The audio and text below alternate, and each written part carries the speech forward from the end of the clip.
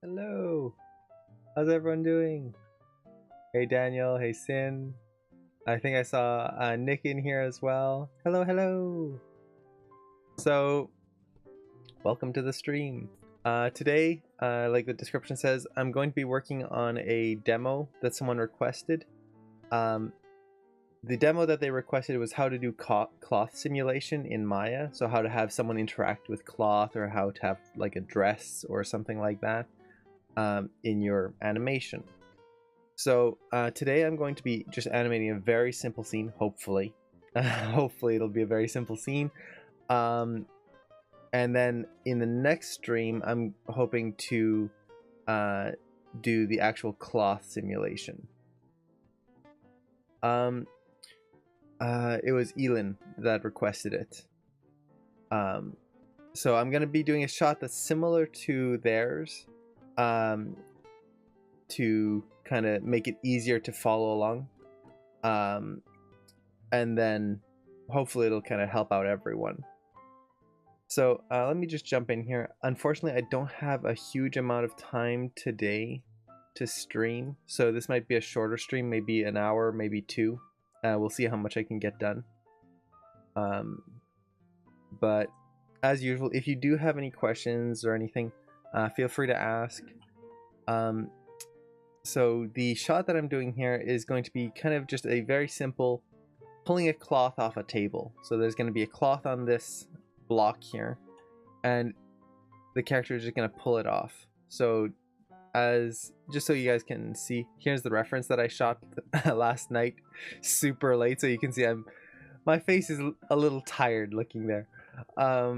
But it's basically going to be something like that. Super simple. I don't want to make something complex. This is more about the cloth simulation. Let's see.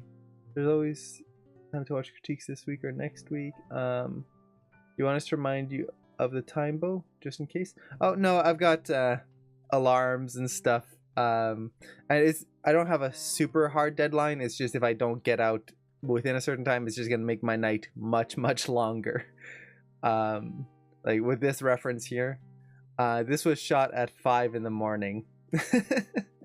So it's a little, you can imagine why my face is kind of bland looking there. Let's see.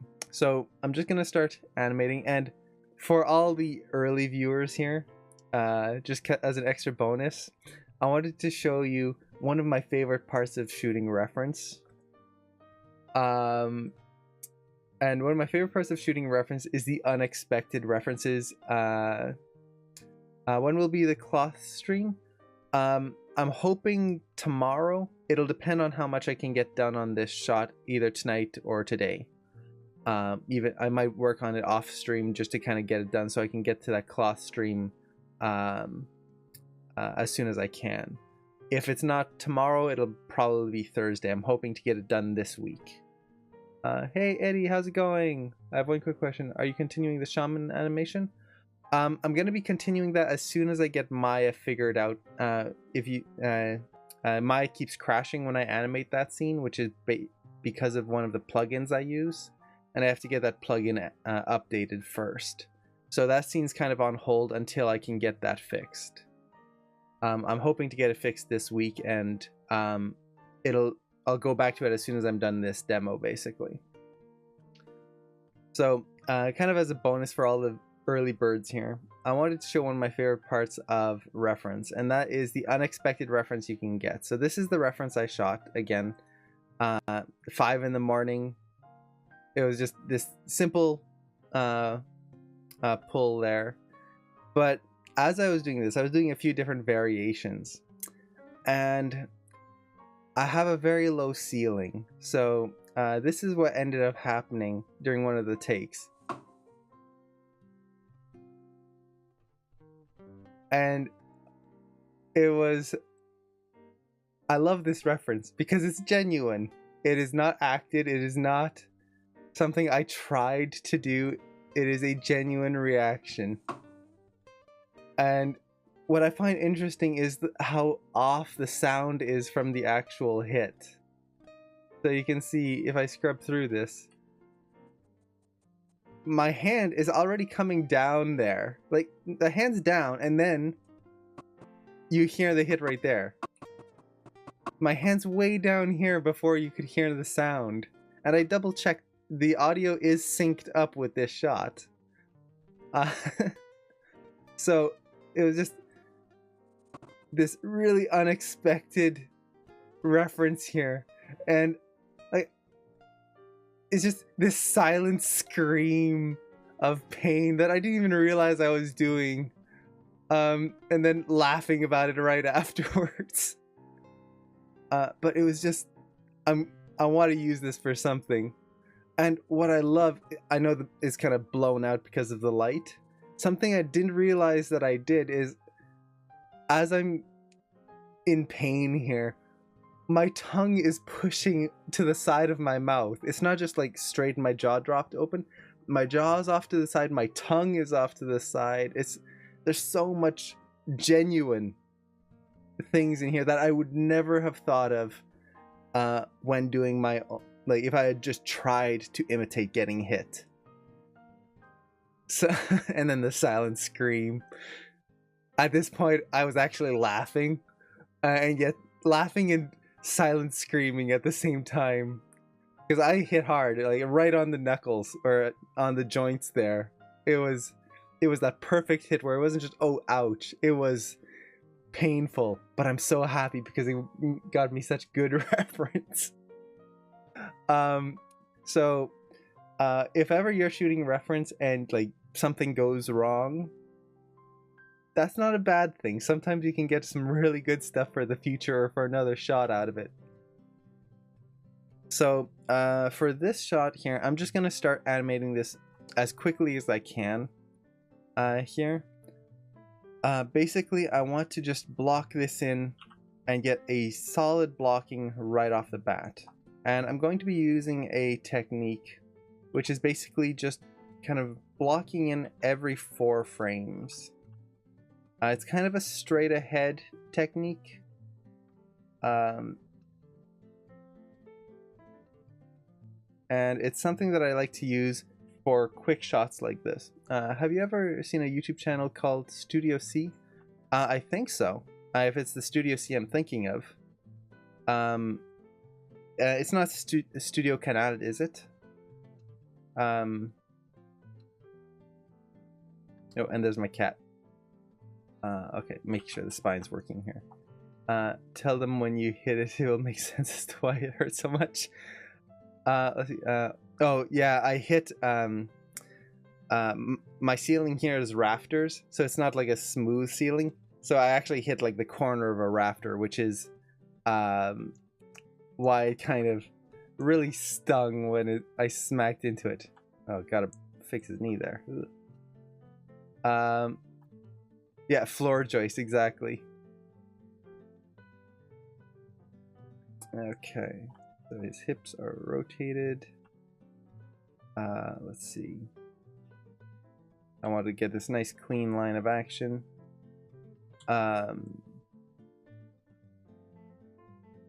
Don't select that shoulder.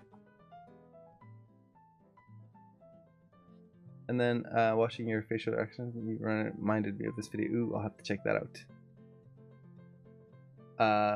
I'll have to check it out after this. I don't think I've actually seen their work before. Ooh. I always love finding new YouTube channels and references, things like that. It's so much fun. Okay. So let's see. Chest is going to be rotated more towards this thing. I'm going to bend him in. Going to be leaning forward.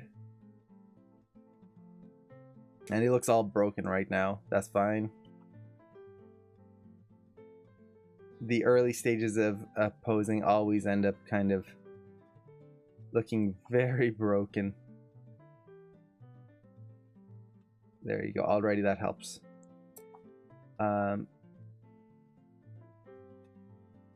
So let's see. Something like that for the body, at least for now. let's kind of push those hips to get a better line of action here. I'm trying to get this nice kind of C curve through his body. It's really high quality, clean entertainment. Nice. They made Scott Sterling. That's their most famous video. Ooh, Scott Sterling. I will be leaving right away. Yeah. The bandwidth this month has been exceeded, which is not good for us. So let's see. This shoulder's up. Now there is kind of a beginning to this shot, and you kind of saw it in the reference where I was doing all these like hand gestures and then kind of settling in. I'm actually not going to be doing that right away. If I have time later on, I'll block that in just because it's kind of fun to do arm gestures like that. But for now, I'm going to just try to keep it as simple as possible.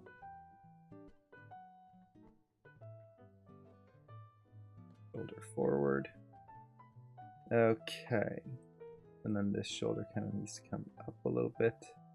Let's get this head angle in place because that head is feeling very upsetting when it's just kind of straight like that. So he's going to be looking at the audience, which is just going to be a slightly off camera over there. Head angle like that, kind of like so. I'm not going to worry about the eyes or the face right now. That's something I might add if I have time. Let's see. Shoulder up and forward. Okay. Now this arm is slightly bent at the elbow. As I'm working with elbows, one thing I'll always do is I never want to adjust them in multiple rotations. Elbows kind of just work in one rotation in real life.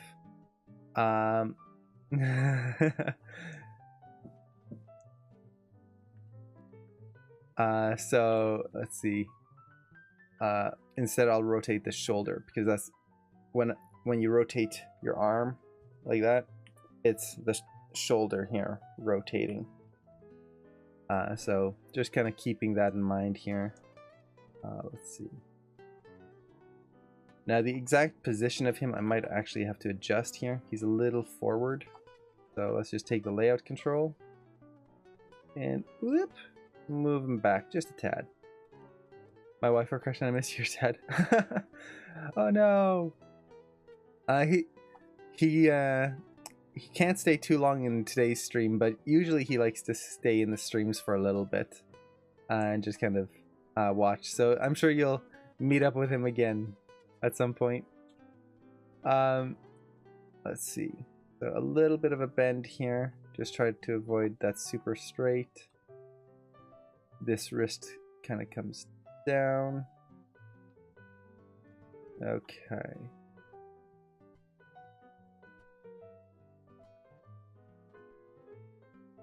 Now, I want to lower this shoulder a little bit.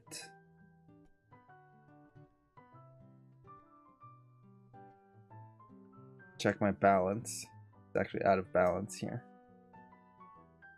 So, let's kind of bring this foot forward. And just get this cleaned up.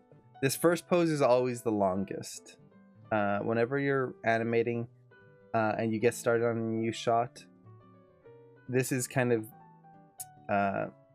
one thing that gets people kind of discouraged when they start on a new shot, and it's this, they're trying to get working and they're trying to really like start animating, but this first pose always just kind of takes the life out of, or it just kind of takes the wind out of your sails, kind of. It's like you want to animate, but you're stuck just doing this one pose. And you could do it very quickly and then move on. But for me personally, I found that if I take the time to really get what I want here and get an appealing pose, it's going to allow me to animate faster later, because I can just work out of this pose instead of having to kind of do things from, or always having to fix things later. Gonna just add a little foot roll here, make the foot a little bit more dynamic. Nope, not heel twist, not ball twist. Okay, I'll leave it at that for now. Let's keep it a little simpler. Okay, maybe move this foot ever so slightly forward. Let's see, is there any case where we keyframe and animate the main controller? This controller here, the layout? There are cases where you would do that, but in general animation you wouldn't. This layout or root controller, master controller, there's all sorts of names for it. It's used to reposition a character. So you can see I have keys on here. I don't mind having keys on there as long as I don't create animation out of it. It just stays in place. But with this, I can very easily reposition the character and kind of get a global repositioning of my entire animation.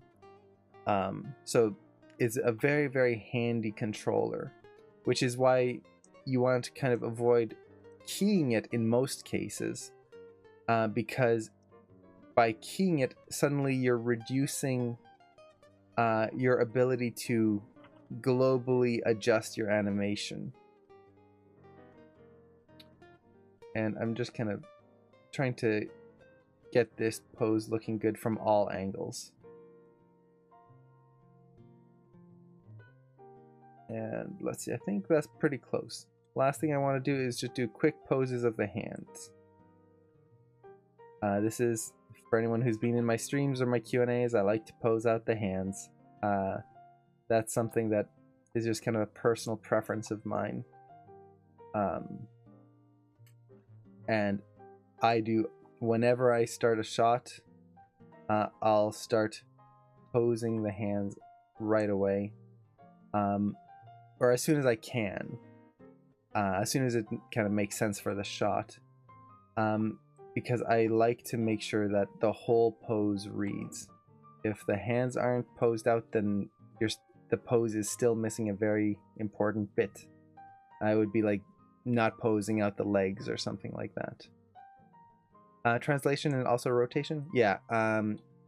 For the root control, I don't animate any part of it really. Unless I have to, and it would be for a very specific reason. So let's see. This finger is going to be a little bit like so, downwards. And then the next one is actually off to a crazy angle here. And like that. So you can see posing out the hand doesn't actually take all that long.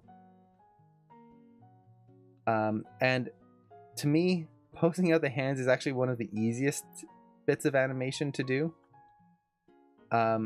Simply because you've got your reference right at your fingertips, quite literally. So it's easy to just kind of look down at your hand and go, oh, well, that's what I should do. And if I can't really see it clearly in my reference, I can always just do the pose like right there. It's kind of like how facial animation, when you're doing facial animation, it's nice to have a mirror beside you, because then you can always just do some quick reference on the fly, just looking at your own face. So we've got that hand in place. And let's see, if the person is in a horizontal position like sleeping, can we rotate it? Yes. This control, even though like I say you shouldn't animate it, you can still move it. So for example, if he was supposed to be sleeping and the whole shot he's just going to be sleeping, well, I could set this to be like that at the beginning, and that way I don't have to rotate a bunch of controls into place. Everything's kind of just in place right from the start. So it's for initial positioning of your character to get them started in your scene, to adjust animation later on, to constrain your character to something. So if they're sitting in a car or walking on top of a train or something like that, you can use it for all sorts of things like that. And then for video game engines, once you have your animation in place in Maya, for example, when you take your animation and put it into a video game, the video game engine is going to use the layout control to move the character around, which is another reason why it's usually important not to move it, or else you might screw things up with the video game engine, and it won't be able to move your character properly. Let's see. If he's sleeping and then he wakes up and stands up, would you also rotate it? If he sleeps and wakes up, I would rotate it. I would get into one initial position and then animate from there.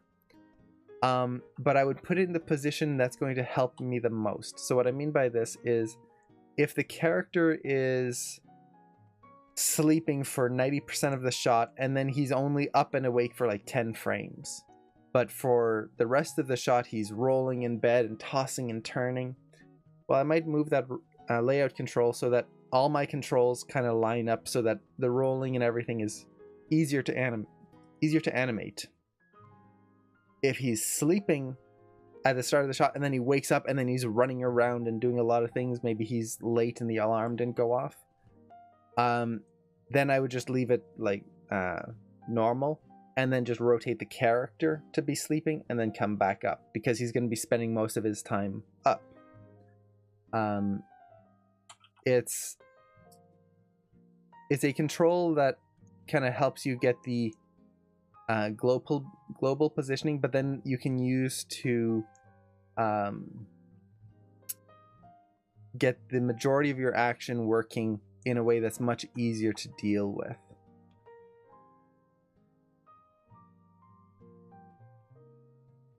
Okay, so something like that. So you can see, like, the hands took some time. I'm not gonna say that, oh look, it was super quick, haha, 2 seconds. No, it took a little bit. But in the grand scheme of things, that wasn't all that much. But you can see just how much more that adds to this pose here when we've got this flow to the hands already. Compared to before, where the hands were just kind of there. They were just paddles, basically. Now I kind of want to straighten this out just a little bit more and rotate this up. Kind of like so. Kind of demonstrating a little bit more. And this shoulder needs to come up. I want to really show that tension in that shoulder. And I usually in this case, for shots like this, I would pose out the face like very briefly, just kind of give him a very basic expression. But since we don't have too much time here and I want to get at least 12 keyframes in here, I think we'll stick with this, and we'll have just, maybe we'll just give him a mask. Cover his face so we don't see those bland eyes when they're not moving. Okay, so let's see. Let's rotate this foot just up a bit more. Just a little bit. Like so. Okay. Let's see. You'll post the date of the cloth sim on Facebook? Yeah, I'm going to post that on Facebook. It might be tomorrow, it might be on Thursday. I'm not exactly sure. But I will post it when I know. Okay, so what I'm going to do is I'm just going to go 4 frames forward here. Something like that. And now on this pose, it's just going to be a little bit of a moving hold. So as I'm looking at this, let's see. I'm actually going to change things up a bit here. I want to bring this foot down just because I noticed something in my reference that I really want to take advantage of. So let's key that, and then let's see, do I have an attribute? Good. I'm going to use the heel twist attribute to just slightly rotate his foot here. Not much, but just enough that he's starting to move here. Oh, and interesting. The arm's got a little bit of a wiggle in it. Let's see. Poor connection, I couldn't hear your answer. Oh, I will definitely post the date of the cloth sim. Also, all of these streams are recorded, so if you do miss something in the stream, either because of a connection issue or if you just can't make it to a stream, they are recorded. So you can always just check it out afterwards if you can't make it. Okay. So the body is going to rotate forward slightly.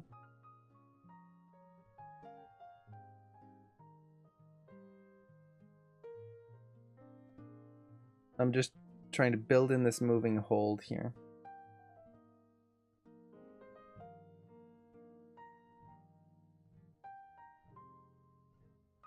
Okay. So body comes forward. This arm is going to kind of come back here so that it kind of stays in line.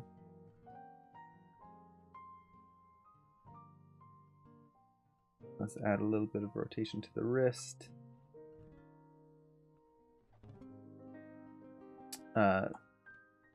This arm is going to be coming up. And actually, I think I need to bend this shoulder more here, or rotate the shoulder more to get that elbow into the right angle I need. So here, let's just copy that over, and then the elbow will kind of come up a little bit.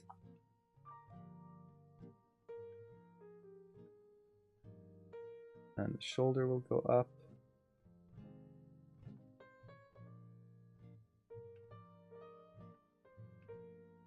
And let's build some overlap in with that hand.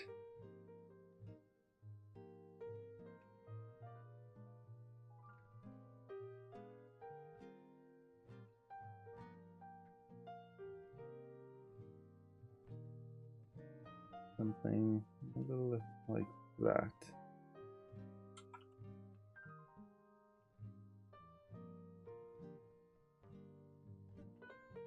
And push this more.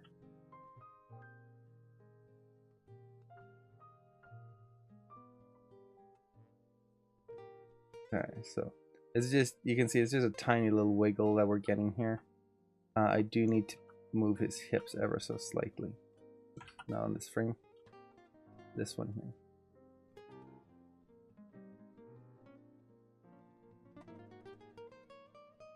And right now I'm not really worried about too much of the little things. It's more just getting the main motion in here built in. I don't like how this arm's kind of moving too much here. Okay. Something like that.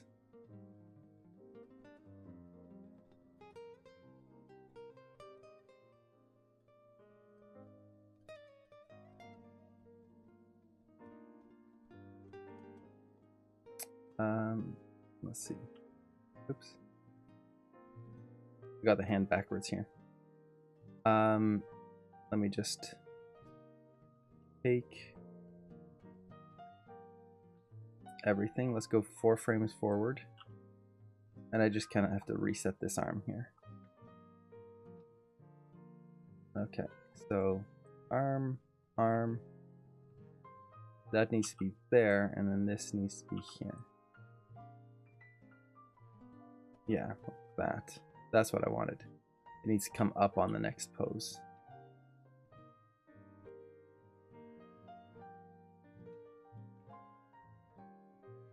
And then like so. Okay. It's not perfect yet. We'll kind of clean things up as we go. But for now, that's okay. So the next pose here is going to be very similar.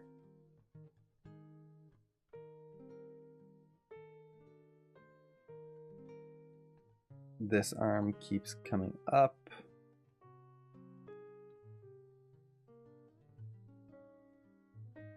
Let's see. Oh, amazing. Oh, no worries. I'm still pretty new to Twitch as well, so still trying to get the hang of how everything works on this. And trying to improve things.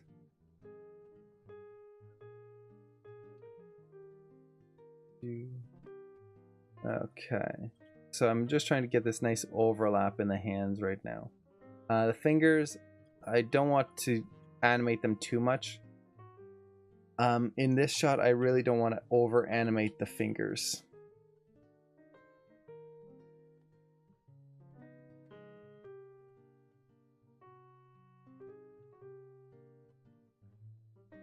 Okay. Foot keeps rotating ever so slightly.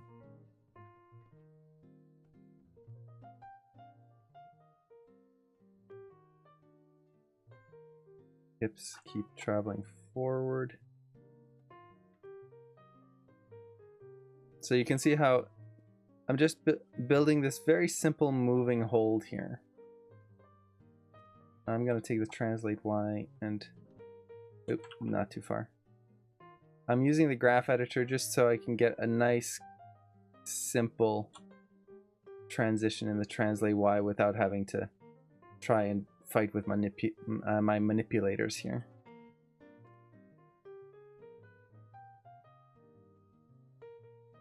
And then the spine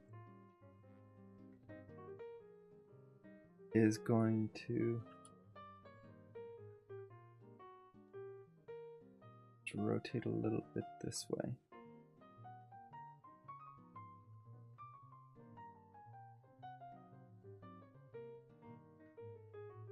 Curl. Okay. So something like that. Let's add in just a tad here as well.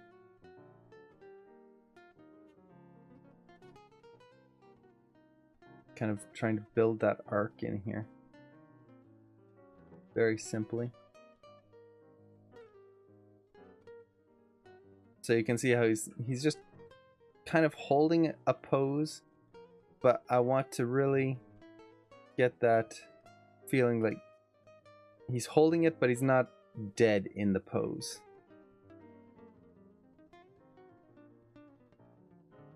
So this comes up and then down again.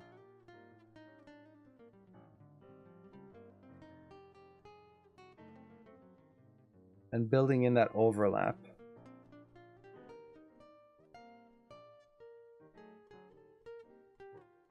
And let's just kind of get the head positioned here. So as he comes in, his head angle is just changing ever so slightly.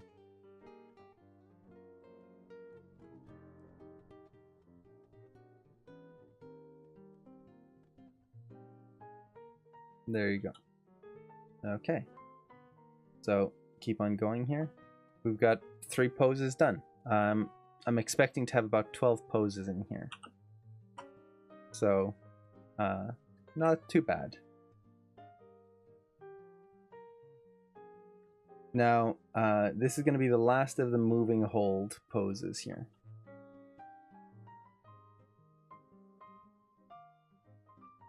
So let's take this arm. Continues to come up here.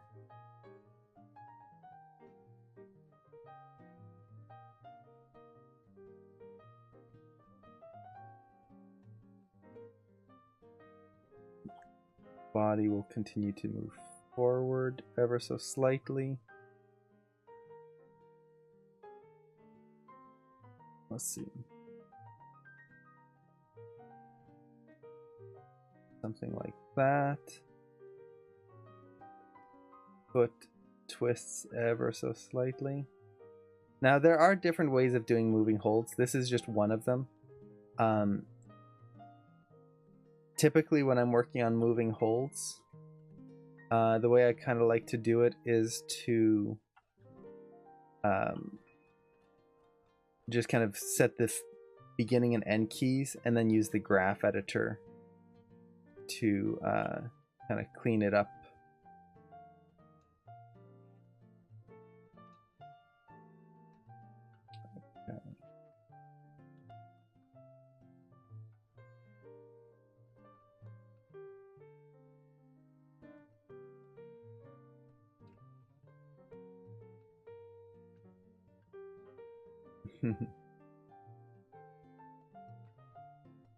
One thing I've been doing recently is I've been watching a lot of animation Twitch streams. That and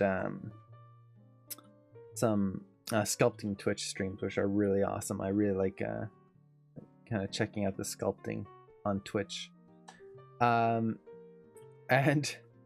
one thing with 3D animation in comparison to like 2D animation is it's a lot more of what's the right word I'm looking for? Minute little just tweaking. With 2D animation, when you're watching it, it's like, oh look, I'll just do a circle here and do this, and then oh, motion, and look at that, it's amazing. With 3D animation, it's a lot more, here, let me just select these controls and wiggle them around a little bit. But one thing I do like about CG compared to 2D, and this is not saying one is better than the other, I love both. Animation, any type of animation, is amazing to me. Stop motion, 2D, 3D, any kind. But one thing me personally I like about 3D is since I can't draw very well, I don't have to worry about like perspective and depth and all of that just extra bits of detail in a shot. I can focus more of my time on trying to build in the motion instead of trying to concentrate on the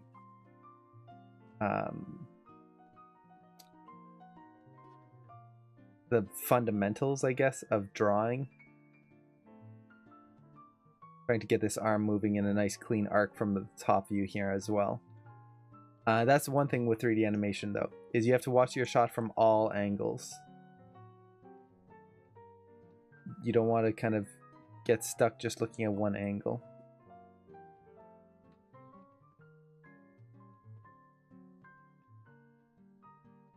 Oh, here the hand's just going to raise ever so slightly. Oh, too much. Just a little bit. So, getting this. Now, one thing I need to do, and this is, I kind of forgot about it, which is silly of me, and it's because it's kind of hidden inside his body here. So you can see there's this controller right there. This is clavicle. I need to make sure that as he's raising his arm here, that the clavicle is raising as well. Without that clavicle, there's no way he could raise his arm.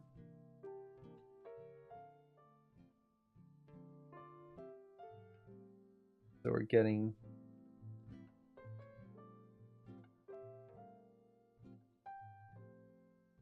this motion now.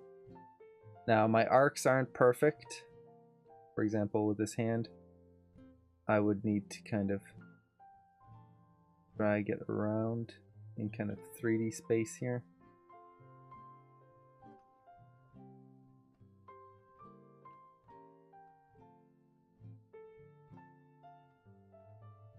And offset it like that.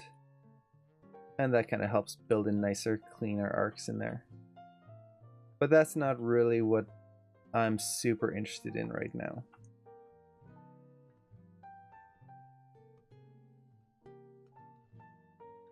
Okay. 4 poses, 8 more. Not bad. Make sure I save. And let's go forward.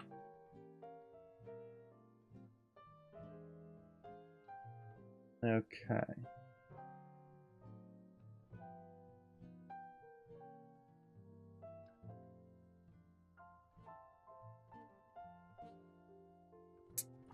So he goes from here. Let's see.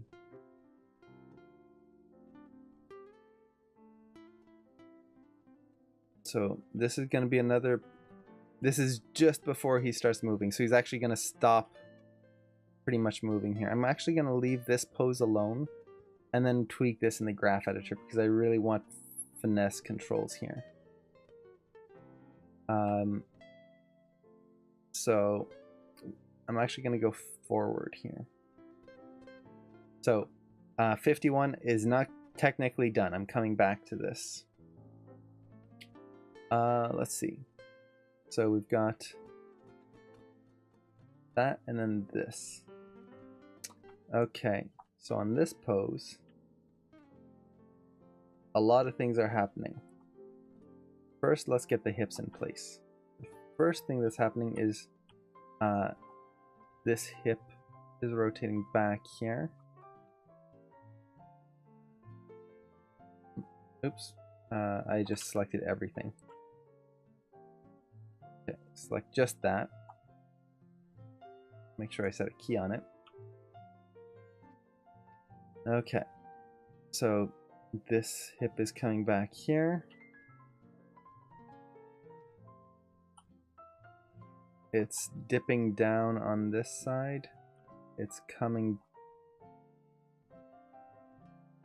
back and forward a little bit, and then the height of it is going up.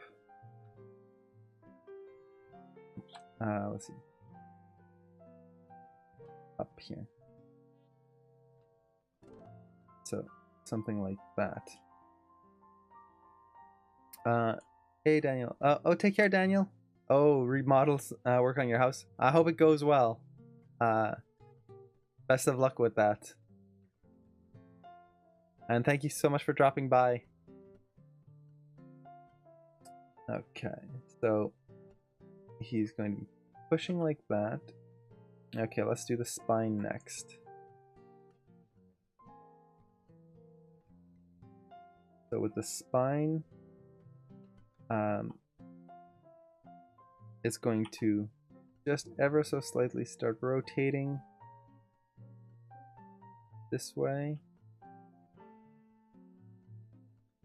like so.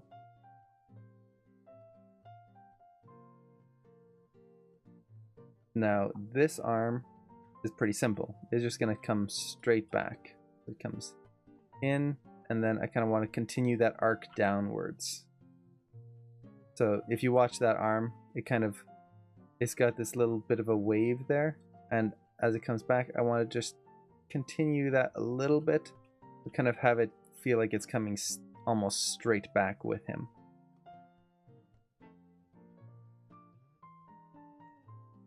Like that. And the head angle will just change ever so slightly.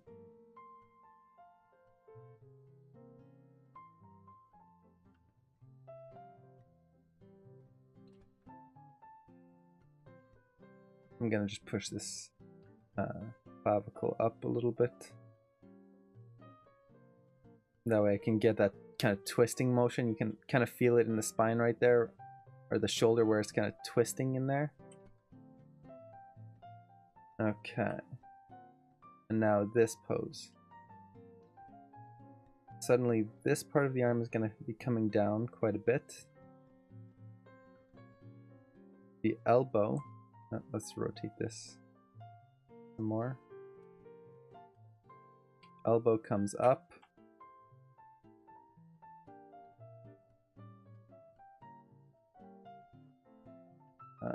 Something like that.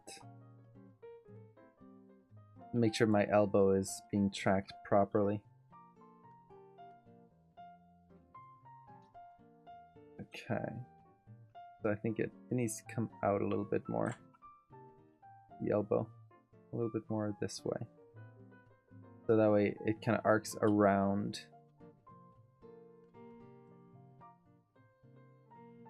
Okay.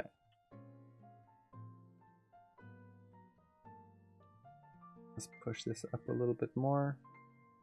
And then the hand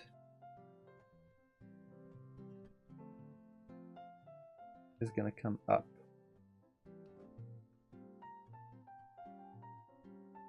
Make sure it doesn't pop.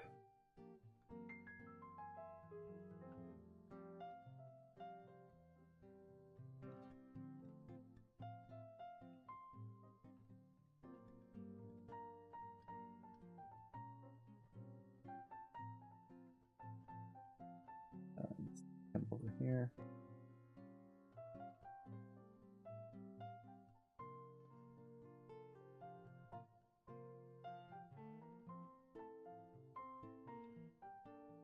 Let's see. I'm actually going to, just so I don't forget, I'm actually going to get rid of this key here. Just because it's not really necessary right now.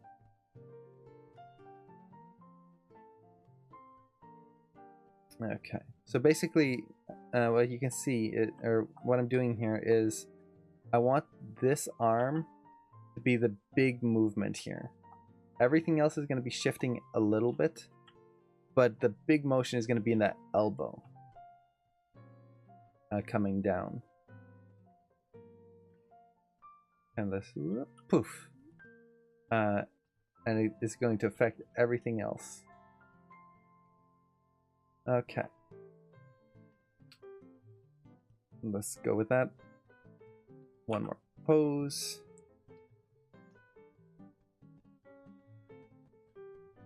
Okay.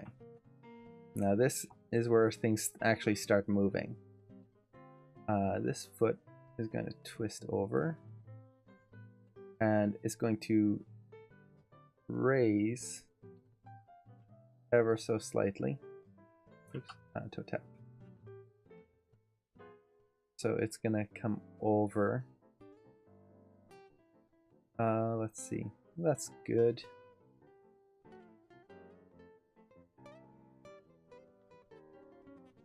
The knee is going to have to start coming around the hips. Now you can see the way I kind of do this a lot of the times is just kind of breaking it down one part at a time and focusing on just one thing at a time. I find this makes it easier to avoid forgetting something, which that's always a pain when I end up doing that.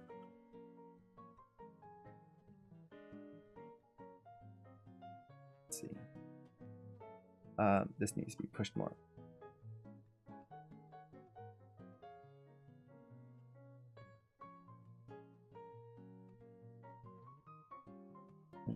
Too much.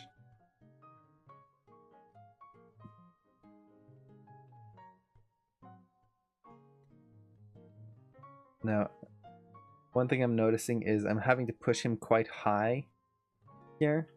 His leg is overstretching. I'm going to have to adjust his hip down a lot more globally, but I can do that later. Okay.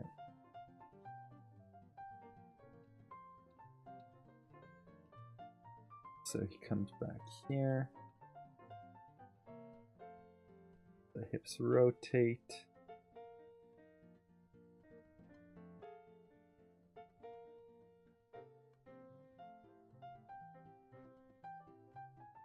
Spine will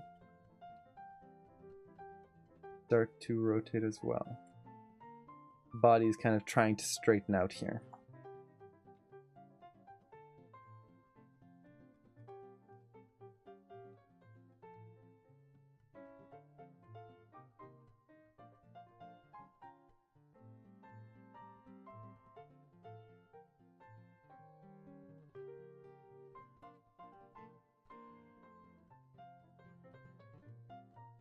Okay.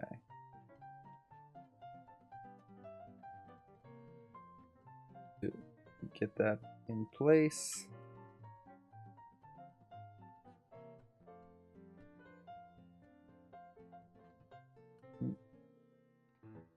Down a little bit more. There you go. That's what I want.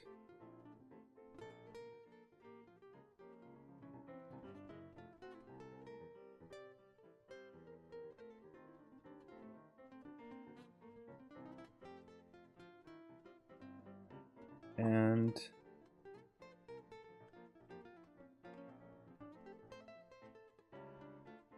basically one thing I'm trying to do as I'm doing this and what I'm looking for is I'm trying to create offsets where everything isn't all moving together at the same time. And it can be a little hard to see, especially when the character's not moving too much. And Maya froze on me. No! See, this is why I don't want to animate like a full shot right away, because of this. Luckily, I'm saving often, so I can just reopen Maya here.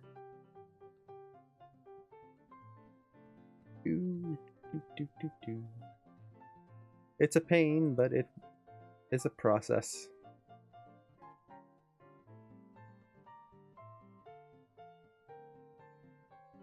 Let's see. Is that the right file?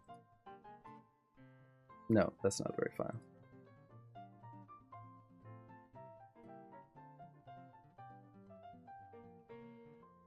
This is the file.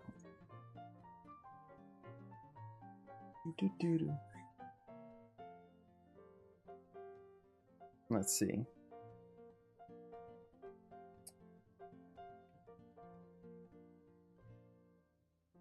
Who's all in here, I wonder? One thing with this system is I can't tell who's in the Twitch stream, really. So, I know Sin, you're still here. Okay, cool. Yeah, you can see I didn't lose all that much. I just lost that very last pose there, which I can very quickly redo. And let's see, 48. Oh, did I miscalculate here?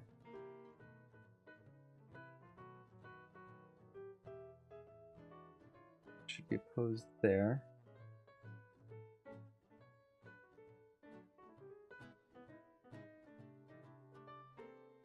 Let's see, I didn't do anything here. Thought I had all my poses in the right spot. Okay, comes up. Holds. Oh wait, no, this pose is supposed to be... Yeah, that pose is there. Okay, I miscalculated my timing here just a little bit. That's fine. I'm gonna have one pose on 2 here. Actually, that actually works out because I would need a breakdown there. Let's see. So we've got this, and then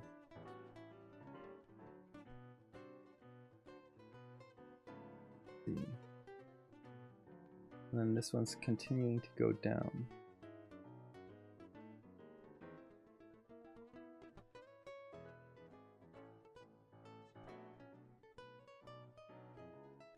Needs to hold for 4 frames.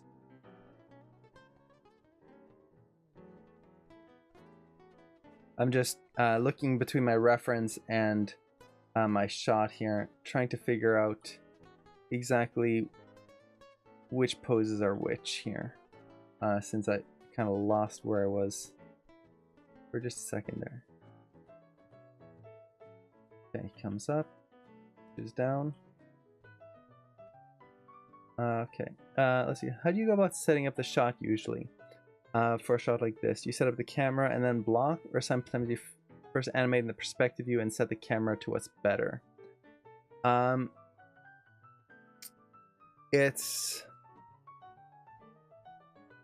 It really depends. A lot of times what I'll do is I'll start off with a I'll put a basic camera in position, and then I'll do a layout pass of my shot. Basically just very, very roughly animate the character going through the scene. And what that'll do is it'll help kind of give me an idea of where the camera should be positioned. It's not always perfect, but it gives me a starting point. Afterwards, I'll start doing some basic animation. And I might refine the camera later on as I go. The camera isn't something that's always like, it doesn't have to be figured out right away and then placed and kind of never moved again. But one thing that you do want to avoid is having to move the camera late in the production of your shot. Because what that'll do is it'll just mean having to redo a lot of your silhouettes and things like that. So the sooner you can get the camera worked out, the better. Now, when you're working in a studio, the camera is actually going to be worked out for you, typically, by the layout department, which is very nice. When you're working on your own shot, then you kind of have to, you're your own layout departments. So it can be a little trickier. Let's see, moving too far back there. I can't wait for that. Yeah, it makes it much faster when you have to animate and not have to deal with trying to figure out the camera angles and all that stuff.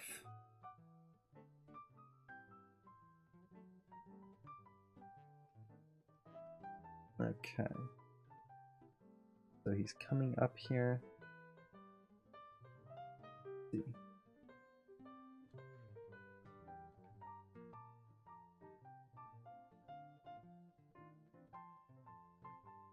A little bit of rotation in here. Subtle motions like this are things that I actually really enjoy working on. I know a lot of people don't like it, which I can completely see why. It's tedious at times. But I find that it's something that how do I want to say this? It's not that I'm good at it. I'm not like, oh, this is my forte, this is what I excel at. But it just kind of makes sense to me when I'm working on it. So it makes it a little bit more fun for me in a way.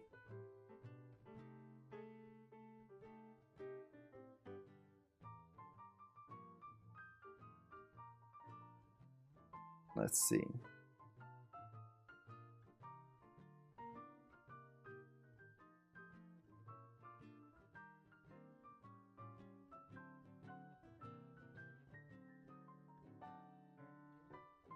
So he's coming over there, but he needs to lean this way more. Oh, too far. Ugh, broke his back.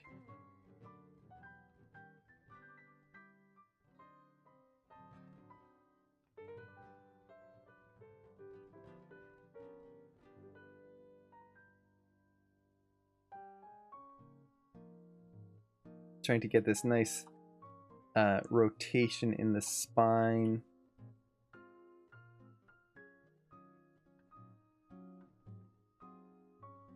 In the head.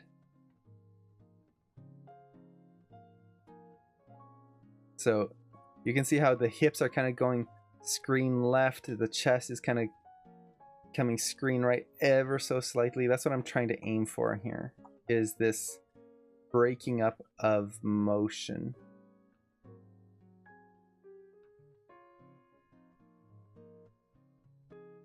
Where things aren't just kind of following each other perfectly and just kind of moving the whole thing as one whole. As 3D animators, is there some cases where Cintiq can be helpful? It depends on the person more than anything.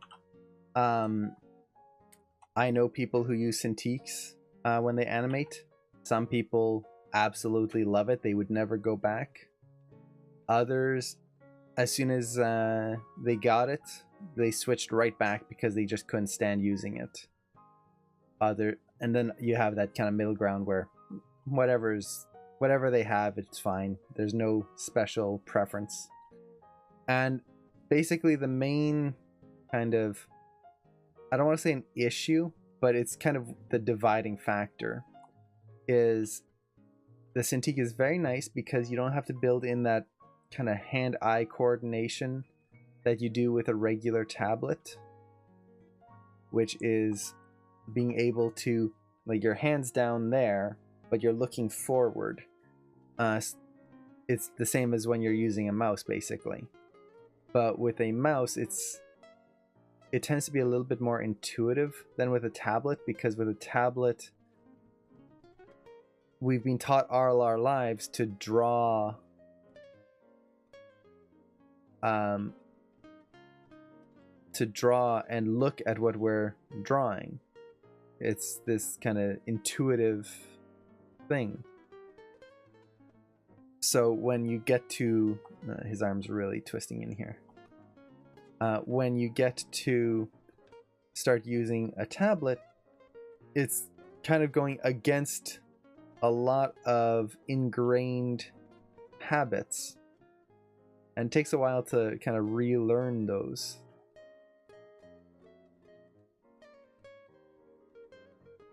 And that can be very difficult. Now, that's why some people really like the Cintiq, because it makes it more natural in the sense of drawing. The reason people don't like using Cintiq sometimes when animating, and again, this is personal preference. There's no kind of hard set rule and anything like that. But some people, when they're using a Cintiq, they don't like it because their hands get in the way. Like when I'm animating here, I've got this screen in front of me, and I know that I can see everything on the screen all at once. I'm not having to move things out of the way. I'm not having my hand in the way. It's just what I see is, like, I see everything. My hand's way down here. It's not getting in my way. So is a Cintiq better? Yes and no. It really depends. Now for 2D animation, that's a little different. For 2D animation, then you start really getting into the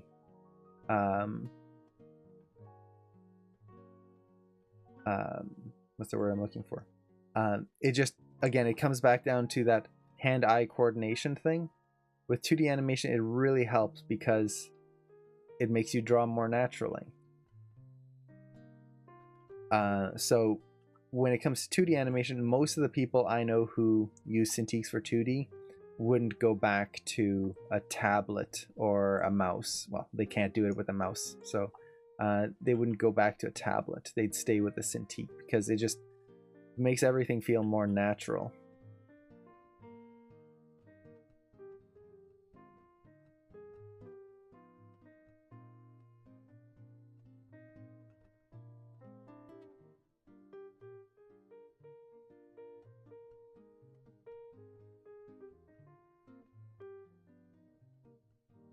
Okay, just trying to get the arc of the elbow here working. And I might actually push this down even more. Try to get that spacing feeling nice and loose.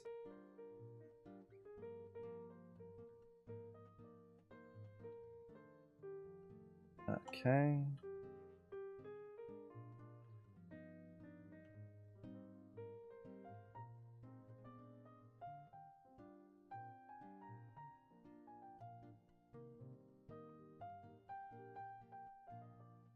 Now this pose, I'm gonna have to change those fingers. But I kind of want to get into the next pose first before I do that.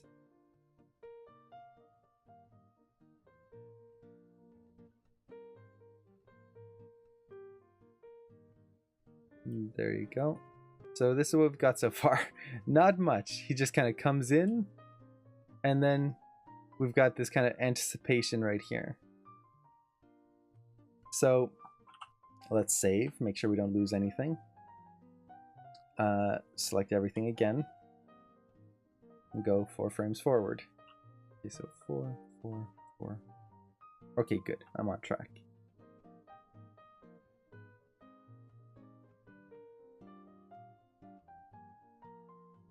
Okay. So I'm not sure how we missed a pose last time, but I guess in a way it's nice that the scene froze because we actually built in a pose that was actually very important. So foot comes up, it rotates. So this is going to be the big motion here, or the start of the big motion.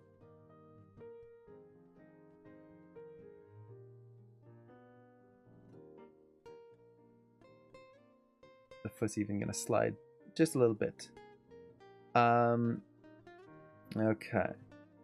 And as it slides, I want to make sure it doesn't just slide straight.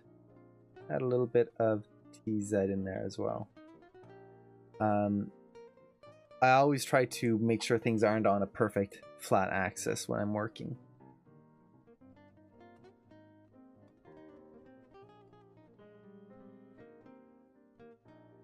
Now the hips will come down here and over.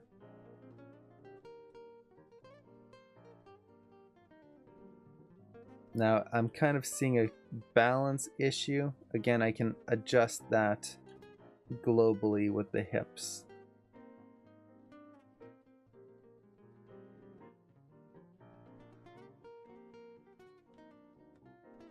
The hips also need to rotate outwards. This knee, let's see. It needs to start moving here, even.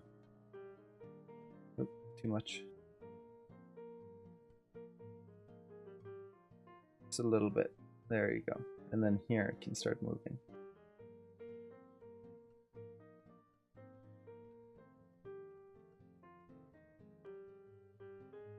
And there you go.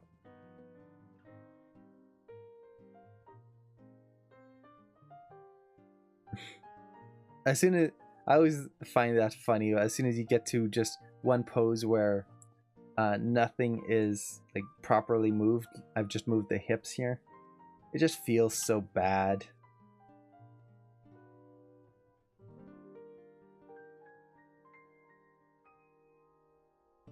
Okay, so it comes up, comes down, like so. Now, you can see that the hips aren't really moving all that much. That's the main reason why is I don't want the hips to be the main focus here. I don't want them to really lead the action just yet. The big motion is this arm coming down. Not this one, but the other arm. That's the one that I really want to sell the focus and where the audience should be kind of looking.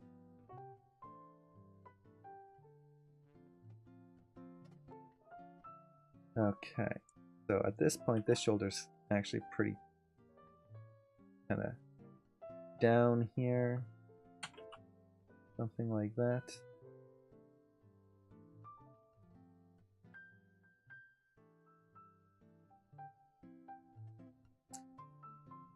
Let's see, the spine.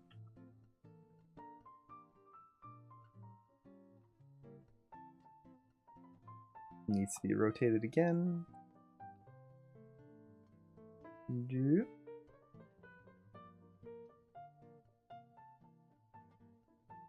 Like so.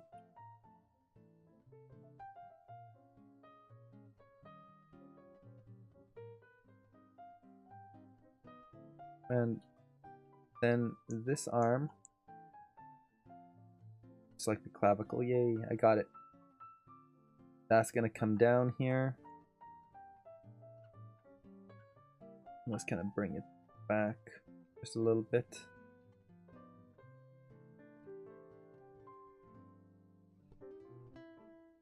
You. And then on this frame, the arm actually straightens out. Now I can see that my box here is not in the right position. That's fine. Since the box hasn't been interacted with yet, that doesn't matter. I can readjust the box however I need.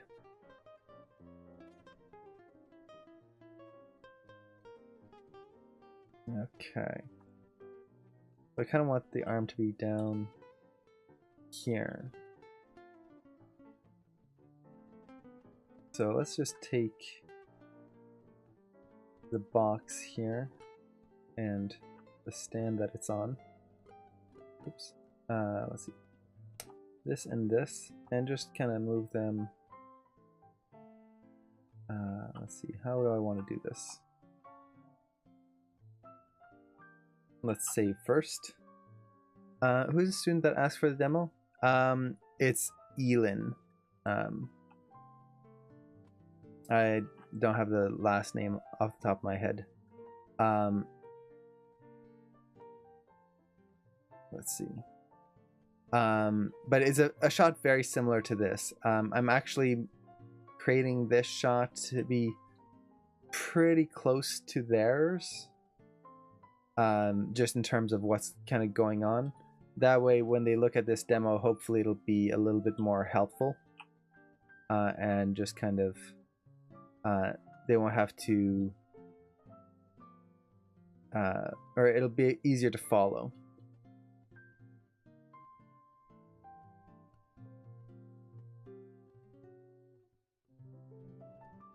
Let's lower that here slightly.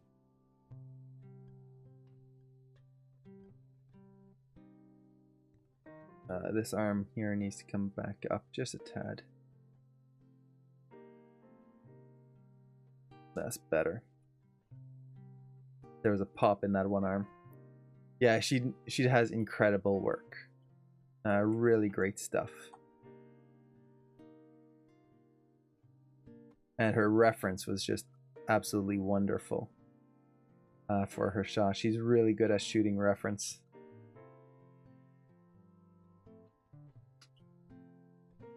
And shooting reference without smacking her fingers into the ceiling, which is a skill most people should have, which I apparently don't.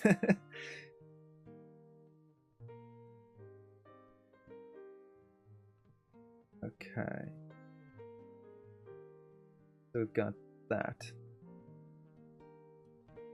Okay, save. I'm going to... I need to get this box figured out here, because this is going to be kind of a big moment here. I guess I could just, at this point, just shrink this down ever so slightly, just like that. That'll work. I don't want it too small. The other thing I can do is I'll just move this a little bit screen right here. And the reason for that is so that as he comes down, there's going to be a cloth on here. I want him to grab the cloth and not smack his hand into the box. I've just watched her reference. Even her yeah, exactly. Her reference is amazing. She's so good at shooting reference.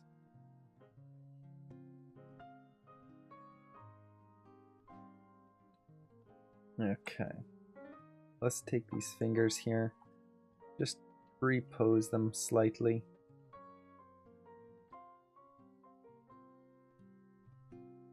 let's see. So thumbs up.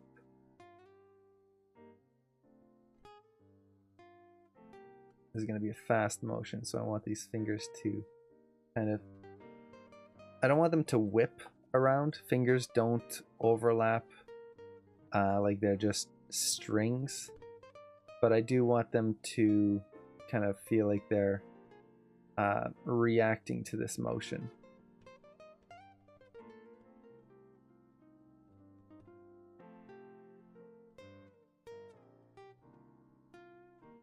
And get some nice spacing in there. In the fingers. Just whenever I'm posing hands, I really want to get nice, interesting finger poses in there. Try to avoid just the cliche.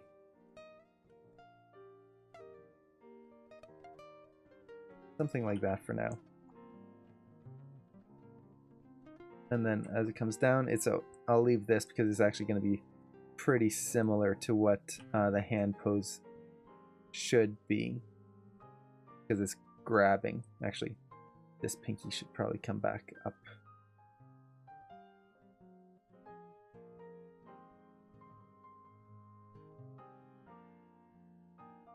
Something like that.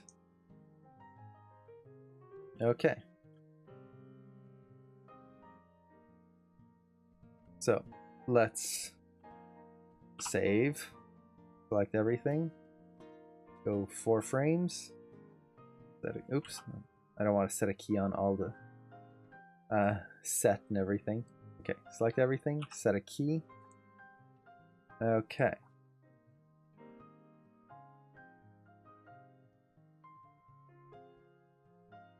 So at this point, the foot has finished twisting and is actually, let's see, yeah, pretty much contacted the floor. There's just a tiny little bit up in the air there.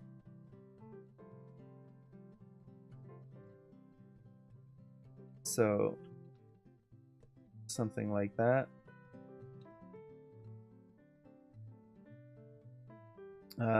Hey Sabsnake, how's it going? Let's see, do I have a side to side? Yeah, perfect, that's the control I wanted. So this foot is gonna just kind of start coming up onto its side here. The hips are gonna have a big change. So hips come over here. So you can see this is where the hips really move.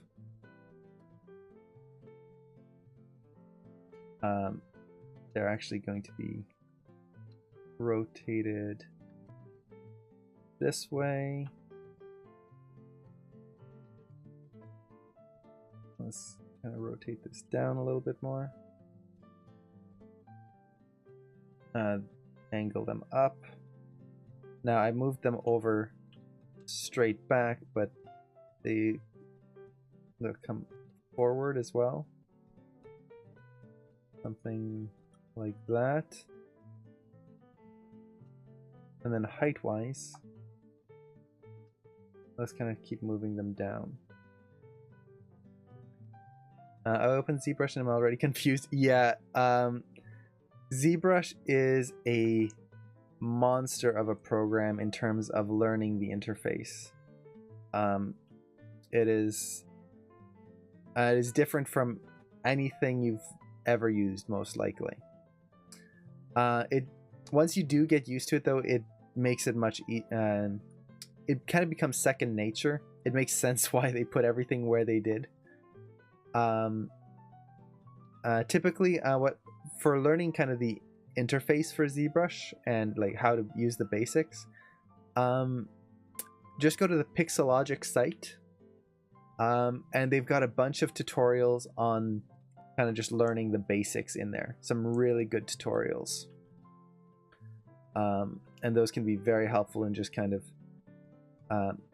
getting the core in there and just kind of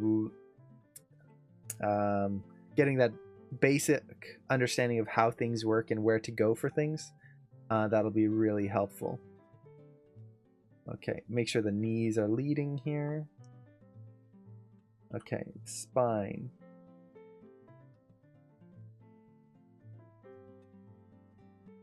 At this point, the spine is going to be leading. Still a little low on this side. And then front to back, curled in from the pull. Something like that. Okay. Now, this arm, let's kind of get into position here. It's going to swing forward. So now we're getting to the nice big motions, the actual animation side of it. For a while, it's just been kind of little dinky moves. Let's see. So a head with hair is where on that scale? A head with hair, once you know the basic interface, it's not that far. It's there's still like, it depends on kind of your how much you know of things like, for example, anatomy and that kind of stuff, the artistic side of it, to create like a really realistic, or something that's going to really sell it to the audience. But in terms of the technical skills, once you learn the basics of how to go, how to take a sphere and then start editing it, it's not that much further. And I could do a quick demo right after this if I have time here. Unfortunately today I don't have as much time as I usually do for streaming.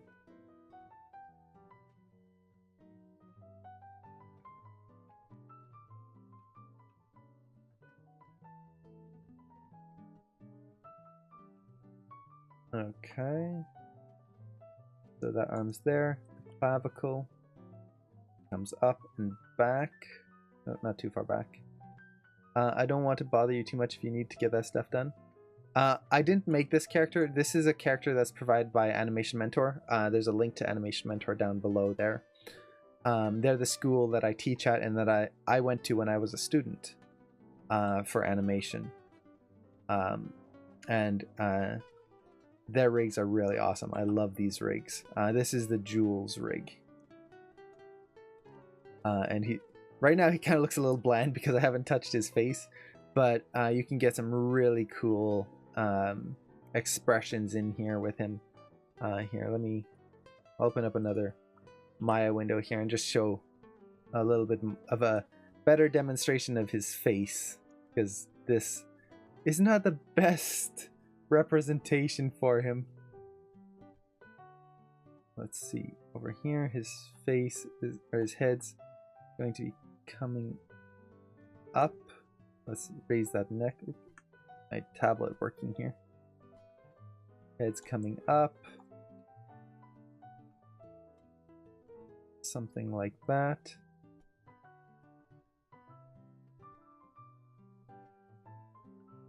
And then this arm is going to be whipping out forward.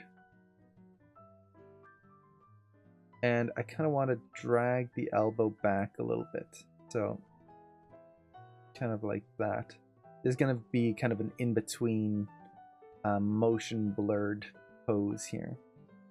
Now, you'll notice that there's no cloth right now. That's going to be coming later. So, if he's grabbing this, I'm going to have to pose out that hand here in just a second. But let's get that wrist angled back and rotated. Ooh, don't want to break it that much. Let's see. Let's kind of bring it back in Something a little bit more like that. And then the clavicle, gotta make sure I adjust that. There you go. So this is gonna come down. And you can see what a difference using the clavicles do. As soon as you start using the clavicles, it makes such a big difference in the feeling. Let's see. Cloth sim. Yeah, I'm animating this shot here in order to create a demo for a student from Animation Mentor on how they could use cloth sim to have someone like whip a cloth off a table, or in this case, it's going to be off this podium.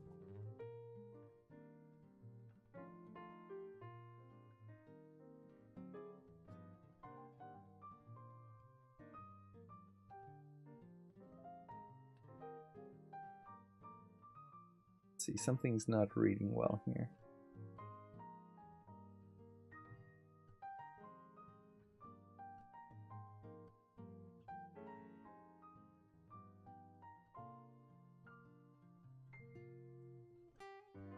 I think this is bending too much here.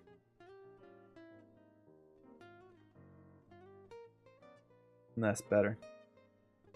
It was creating an odd flow where the arm was pushing back and then forward. There's better. Is that basically like physics and logic? Yeah, it's all simulation. So having a character be able to interact with something, because by default in 3D space, if I take this character here, you'll notice that as they go through, their hand just goes right through this box. There's no collision detection whatsoever. It just does what it wants. So when we're doing cloth simulation, it's a bit of a setup in order to do it properly and actually get cloth to work. So I'm just doing this simple, very simple kind of animation test here, so that in the next stream I'll be able to do a cloth simulation. Okay, so on this pose, this foot is now going to be flat on the ground.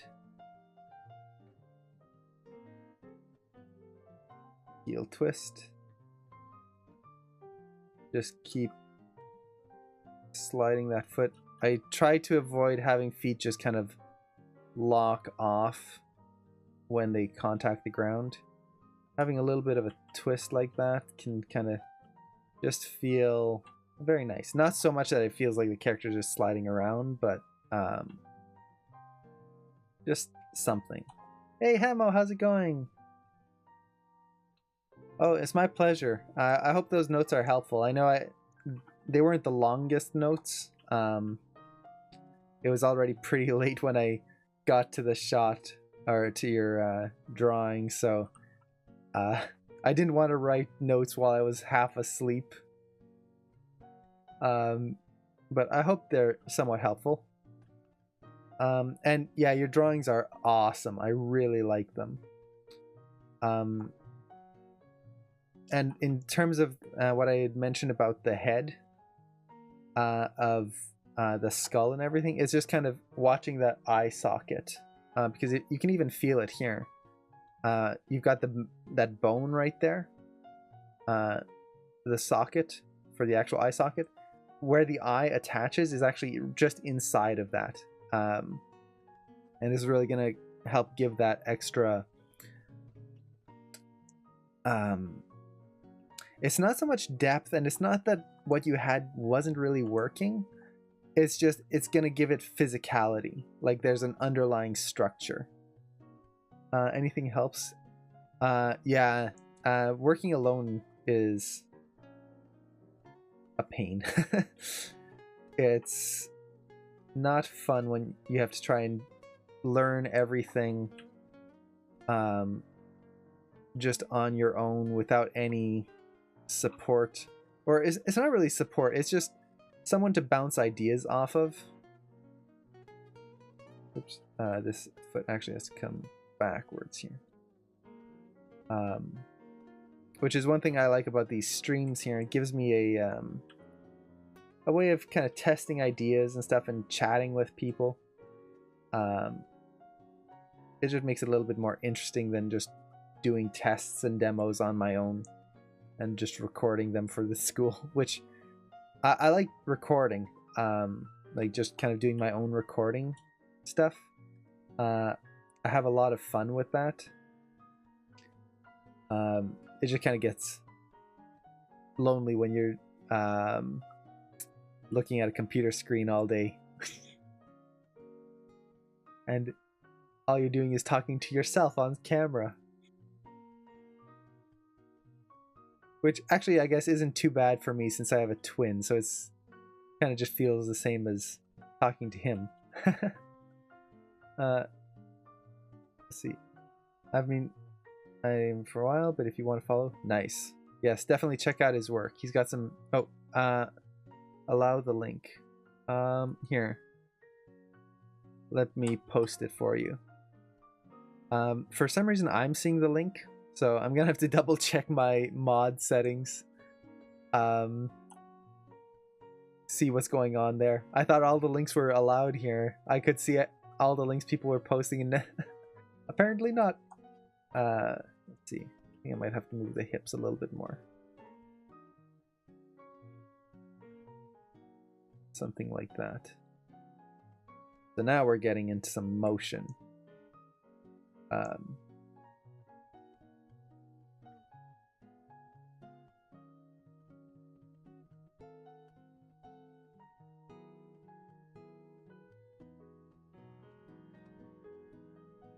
Let's see. Can I bend him forward ever so slightly here? And then ever so slightly here. That way I can have him come back. There. Okay. Now this here, the spine is quite bent, so nice. And you have an ArtStation account, which is awesome. ArtStation is a great site for promoting work, and just it's a really professional art base, which is very nice. I actually need to make an ArtStation account someday, but that'll be when I have some more time to do some sculpts and drawing. Let's see. I see now I need more gesture in my posing, even in the portraits. They feel a little stiff, forgotten all those animation fundamentals. Yeah, I do the same thing when I'm drawing. And for me, I know a lot of it comes from when I'm drawing, I tend to forget about 3D space. Oddly enough, I work in 3D elements all the time, animation, sculpting, all that kind of stuff. But then when I get to drawing, what I'll do is I'll forget to have overlapping shapes. I'll lay everything out so it's kind of side by side instead of overlapping. And it's one of those things that as soon as I remember that, like, oh, I should just overlap the shapes, or I should just kind of create that 3D space within my drawing. Suddenly, it all works out. It's all so much nicer.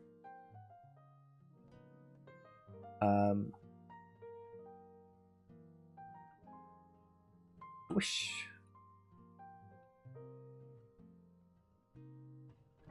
And then this arm is coming way out now. And as soon as I get this pose done, I want to show what I meant by overlapping shapes in just a second here. Hey, Ham! Oh, thank you so much!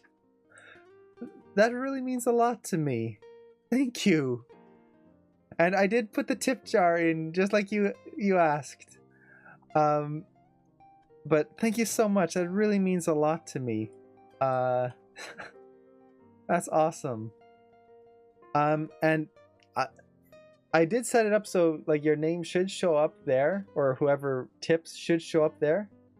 I don't know why it's not showing up. Actually, let me double check that. Doop-a-doop-a-doo. Where is it? Let's see. Yeah, and you can tell I put the tip jar in there and I wrote the description at like 6 a.m. this morning. So you can see that my writing is a little bit esoterical when I get when it's too early in the morning. Let's see. Do you do rigging? I do rigging once in a while. I haven't had time for it. Rigging is one of those things that takes quite a bit of time. And as much as I do love it, there's something about rigging that is just a lot of fun. I just don't have the time for it. Interesting. It's not reading up the recent tip. I'll get that fixed right after the stream here. But yeah, it's one of those things that it's so much fun to see something that goes from a just kind of a still rig that doesn't really move. It's just, oh, it's a rig, it's there. It's a piece of geometry just like this table here. It's just there. And then suddenly you rig it up and it can move and it can blink and it can think. It's kind of like how like going from animation or from a drawing to animation, or from just a rig to having a character animated. It just gives that same feeling of, oh, it goes from something that's just, it's there, to, oh wow, it's moving, it's thinking, it's blinking. And I just love that, to be able to go from one to the next like that. Blender is really good for modeling. If you want to start learning like box modeling, it's really good. Sculpting, usually Sculptress or ZBrush are best at that, or Mudbox. I think Blender has some sculpting tools, but it wouldn't have the depth that something like ZBrush has. And it's basically they're programs that are built for two different types of things. Okay, so let me just set a key here. We've only got, let's see, this pose, and so we've got 1, 2, 3, 4 poses left. Although technically the last 3 here are going to be moving holds. So I've got really just 2 more, and then I could call it on this. But I wanted to show 2 things. The first was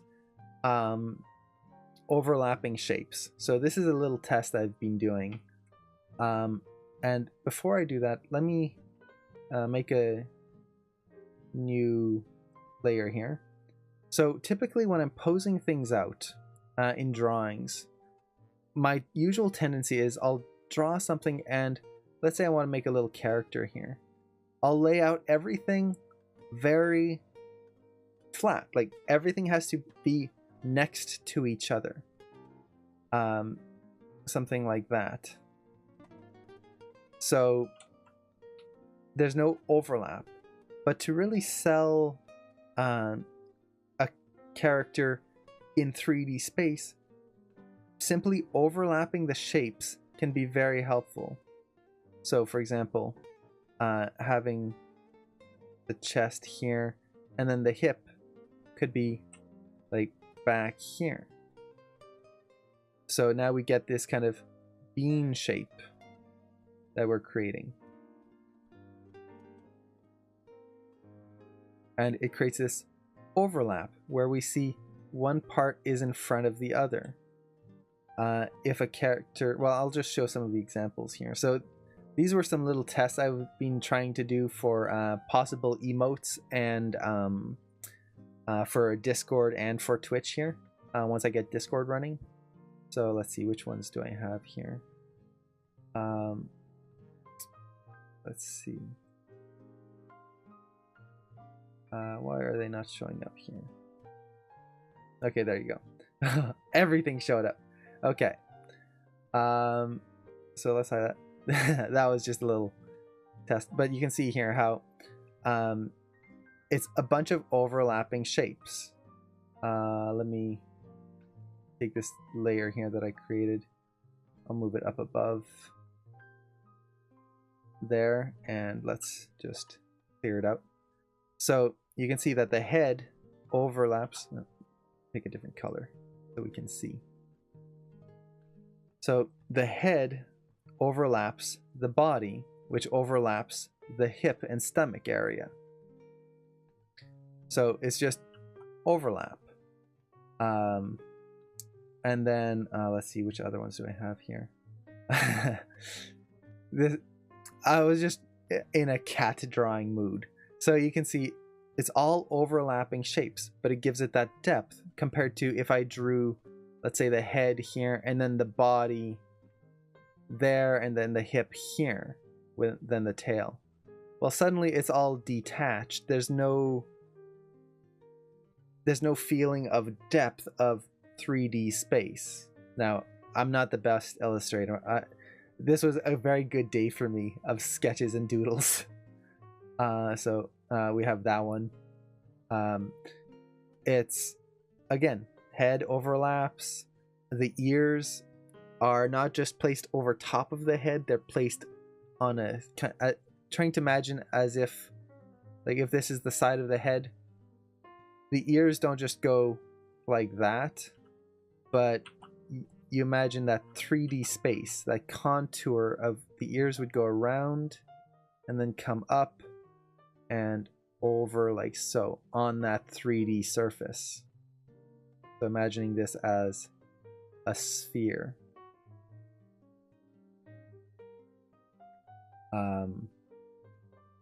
Another one. And then this was a little animation test I was doing. Let's see. So that was a very, very rough animation test I was doing yesterday for possible emote or little something to pop up when people subscribe, or tips instead of just text, something a little bit more interesting. And then let's see, I have just a bunch of sketches I was doing, but you can see it's all overlapping shapes, things like that. So overlapping shapes are going to be your best friend, and it's the same when you're doing something like in your case, what I was commenting on was how the eye socket works with the head. If you, oops, make sure I'm on the right layer here. Is this Clip Studio Paint? This is Krita, which is a completely free program. I do have Clip Studio Paint, but I like to animate in Krita. I tend to draw in Clip Studio though. So with the eye socket of a human tends to be now I'm trying to draw this from memory. I don't study drawing too much, so this is going to be way off. But you've got the eye socket like this.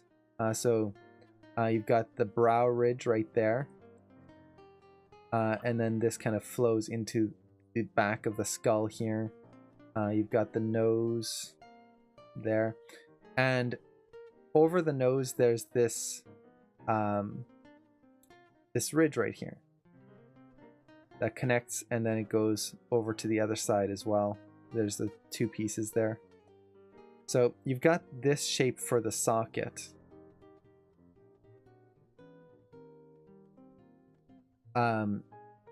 And with the eye actually sits within that.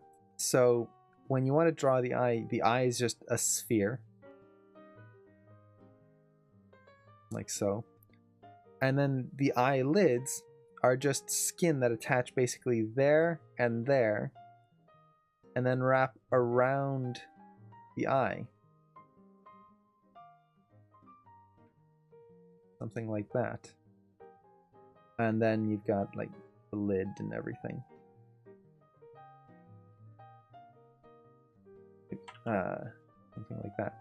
So the where the eyelid attaches is off to the side here, but within this bony structure. And then I was also talking about the eyebrows. Eyebrows are really interesting because they actually start kind of below this ridge. So if you imagine this is like a 3D surface, eyebrows kind of start down here and then come up over top. So is that very interesting shape. It's what makes eyebrows very interesting. They don't just kind of lay flat over top of our forehead. They're on this 3D surface, and that wraps around from underneath to over top. It's very subtle, but it's there. Cool. And then just for Sapsnake, I just wanted to show. Let's open ZBrush here. Just a super quick thing here on ZBrush, and how you can start getting to a head shape. Now this will be super quick, but I just want to show that it doesn't take much to start working on a head, for example. Okay, let's open this up here. Okay, so to basically get working on a head, what I can do is I can just create a sphere, open up my sphere tool, drag it onto my canvas, like so. So drag it out, and then I just have to go into edit mode right there. This will allow me to start actually sculpting on this object. Now you'll notice, as soon as you try to do that, it's to enable sculpting, please convert this to 3D primitive. All I have to do is hit make poly mesh 3D right here. This actually creates a surface I can sculpt on, like so. Now, I'm doing this super quick. This is all covered in the Pixologic tutorials, which are super in-depth and like helpful. But with this, I can turn on symmetry. Now I can sculpt on both sides there. And really from here, I'm just actually gonna, I like working with a base material or basic material. I'm just going to use my move tool, and I can start shaping this sphere. And well, already, like, it's not quite a head yet, but we can start seeing, that looks head-like. The back of the skull is wider. The head tends to be kind of egg-shaped. Top is a little flatter. Back is much higher there. But you can see that, oh, we're starting to get that shape, that very distinctive shape of the head. Now, once we get to this point, there's something that went horribly wrong with my jaw there. Once we, oh, I know what's the problem. The head is flat on the side here. That's why. That's better. So, we can start just kind of sculpting this out, and, well, that's a head shape. Now, if I want to actually start, like, sculpting, I can just use my, what am I, the brush, clay buildup. I could not remember the name. And just start, like, sculpting in the shapes. So there's the brow here. You'd have the sockets there. Now this is super quick. You've got bony structures there. And you can see, like, my scale, these eyes are tiny on this head. They should be way bigger. This should be, like, out to here. But very quickly I can just start sculpting. And at this point, it's really just studying anatomy, studying the type of character you want to do, and you'll be able to really get into there super quick. And maybe one day I'll do a ZBrush demo of how I would approach doing a head. That's been something I've wanted to do for a while. I love ZBrush. Where's my brother? He's actually busy right now. He's been working on a bunch of different projects, so he just doesn't have the time to jump into the streams yet, which eventually we're still hoping it'll happen. But right now he's actually working on a comic book with a friend of his, and just trying to get that planned out. So keeping everyone super busy on that. Let's see. Not too far back. Let's bring the foot here. Get a nice sliding motion of the foot.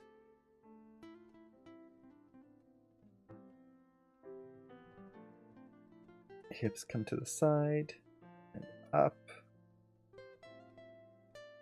Really build in this arc.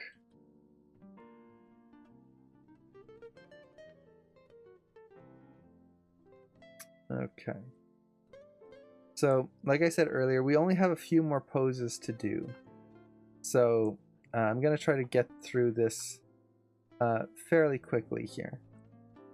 But if anyone has other questions, definitely let me know.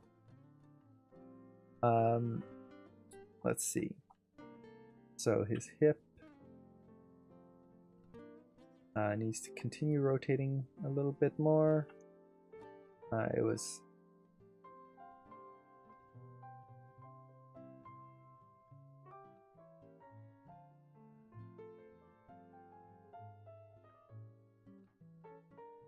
straightening out there. Yeah, no, actually I kind of want to bring it forward.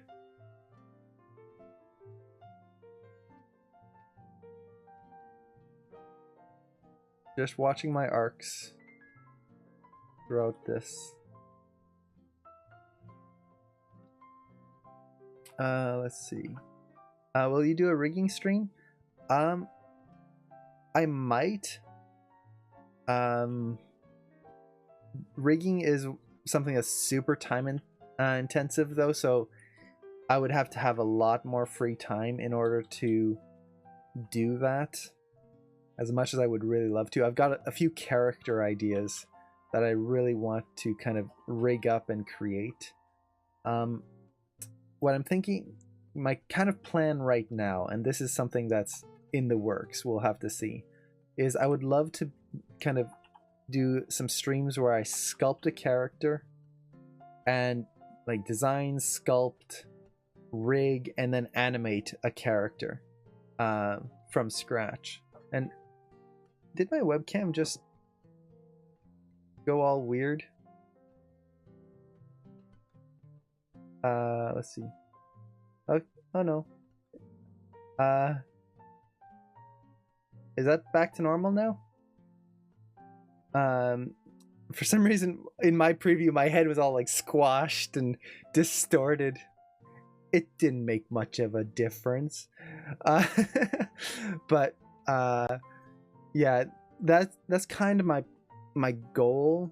The big thing is finding the time to do it. It's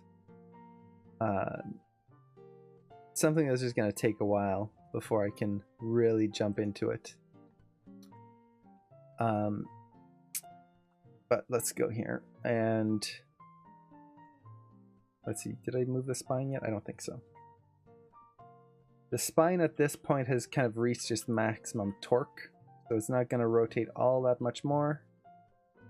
It might bend in a little bit. Just get that kind of like whoop, that swoop in there.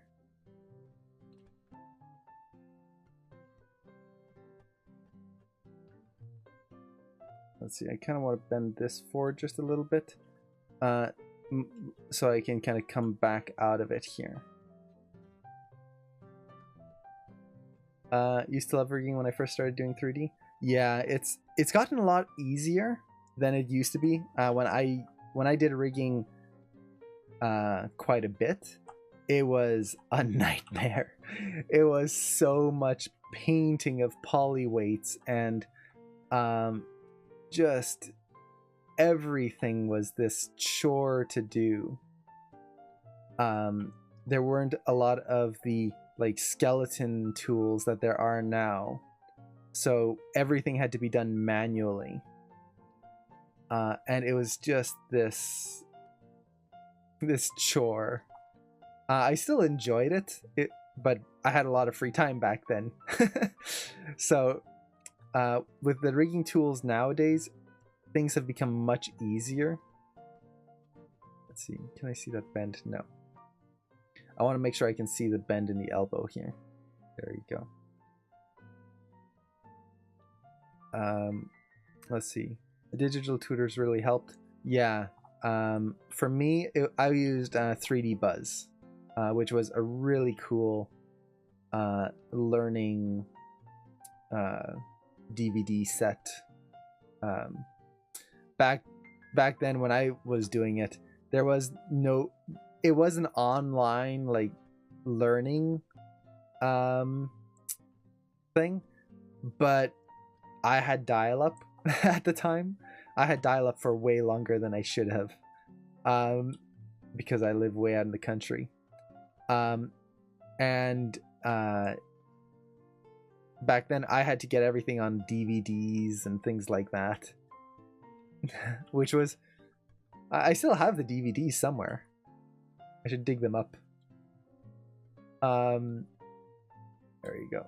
Get a nice twist in the hand. Let's see.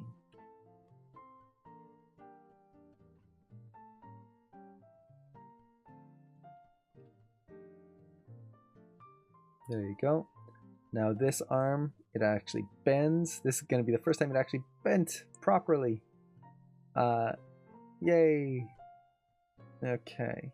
And then this is where he's going to let go of the cloth. So arm comes forward. Since it's going so forward, the clavicle will have to kind of follow with. Let's see, and bring this in here, much closer to the body, which means I'm gonna have to kind of bring this down a little bit. Whoosh. Let's see. Tell me about it. I wish I had the time I did. Like, yeah, it's odd. When I was in high school, I did not think I had any free time. It felt like, oh, everything I'm doing is this schoolwork, and I'm just busy. Why can't I have time to do the things I want to do? And now that I'm working and like doing all of this stuff, I look back in those days and it's like, oh man, I wish I had all that free time. How did I have so much free time back then? It doesn't make sense. I can't, well, like for anyone who's here at the beginning of the stream, like last night I was up till 6 o'clock, trying to shoot reference for this shot here, finishing up some sketches. I wanted to leave some comments on some people before the deadline for the school, and in order to get everything done, I had to stay up till 6. And luckily I was able to sleep in since it's Sunday a little bit. But it's where did all that free time go that I used to have when I was young? Let's see, I think I just created a pop in the arm there. Now let's keep that bent here a little bit more. Nice. So we're getting this nice swinging motion right through there. I wasted high school, never thought about what I was interested in, wanted to do. My focus was on good grades. It's a shame I would have taken art classes back then. I was the same way. I loved art. I really, really loved drawing and all that kind of stuff. But when I was in high school, I had what's the right way to put this? I had very low self-esteem about my work. I never wanted to show anything to anyone. I had a very hard time even finishing projects, like my own personal projects, because I just I halfway through I just kind of hit that point where it felt like, oh, I'm not learning enough. I'm not I'm not where I want to be. So I just quit. I just stop. I'd go, I'll start on something new. And it took me a really long time to get out of that and to go into, or to start appreciating my own work, even if I didn't really like it. If I knew I'm still learning. I'm right now I'm learning all kinds of things. Oops, I was on the wrong pose here. I'm trying to learn how to do 3D printing for sculptures and stuff, which that's something I've always wanted to do. Is I've always loved the idea of possibly making my own toys. So I really wanted to. That's something I plan to learn. Is how to do 3D printing and all that kind of stuff. I'm still learning animation, and this is something, as an animator, anyone who is an animator is going to learn that you never stop learning. You are constantly learning as an animator. And that's actually a really cool thing about it. That's kind of one of the things I love about being an animator, is the fact that I'm never going to be done learning. Even this shot here,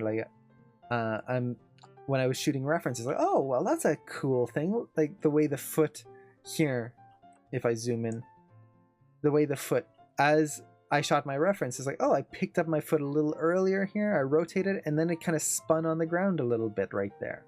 Oh, that's a nice little touch. I wouldn't have really, like, if I was just animating the scene on my own or just kind of doing a super quick thing, I might not have thought of doing that. But when I see it in my reference, it's like, ah, that's cool. So it's a field where you're constantly learning, you're constantly improving or striving to improve yourself. It's the same with art and sculpting. There's always something new to learn, especially considering when you're doing art, you might be, and animation falls into this, sculpting falls into this. You might be sculpting something that you've never tried to sculpt or draw or animate before. Which means that you're going to have to learn a whole new set of mechanics, a whole new set of potentially tools to create that thing that you want.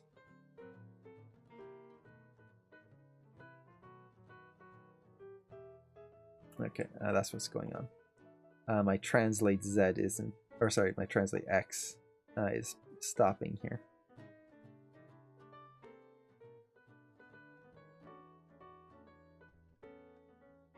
And then here, let's raise that up a little bit.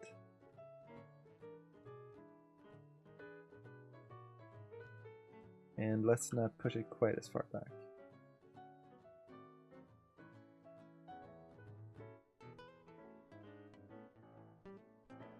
There's a little pop in there, but I'm going to try to figure that out later. It's in the hips. What is this animation going to be? This is just a super quick animation test. Or not an animation test, sorry. It's just a super quick animation that I'm going to use as the basis of a demo on how to create cloth simulation. So what this is going to be is there's going to be a cloth on this object here, kind of like a magician, and he's going to pull it away to reveal the object. So he's going to grab it with this hand here. I haven't posed the fingers out yet for the grab. And then kind of toss it. So that's kind of the goal with this.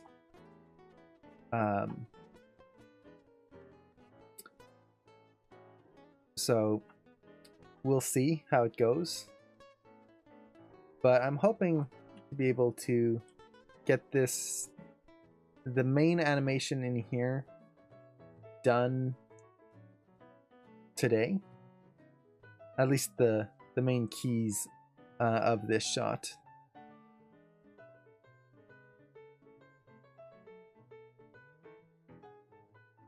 That way in the next stream, or potentially on Thursday's stream, I can continue with the actual simulation part of it.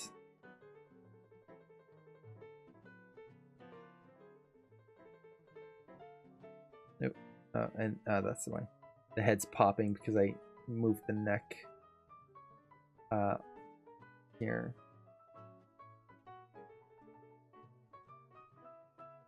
Okay. And then let's see what's going on here.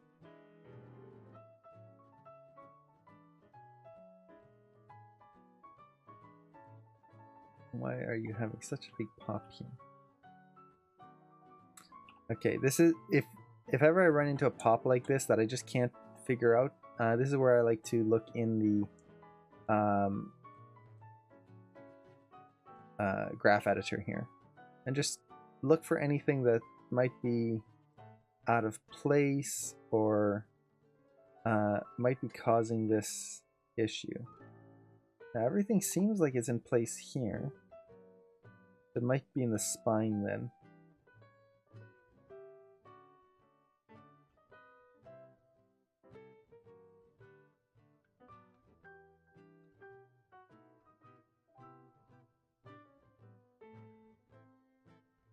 Yeah, those hips shouldn't be a problem.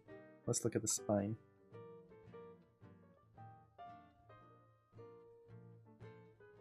Okay, so we're getting a little bit of a kind of pop and wiggle here.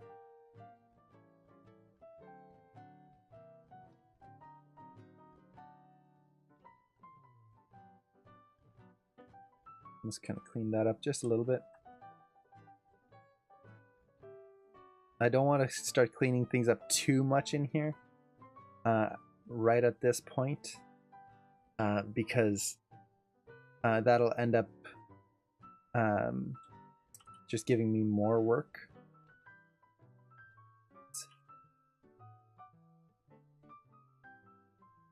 I don't want to lose the animation that I'm doing right now.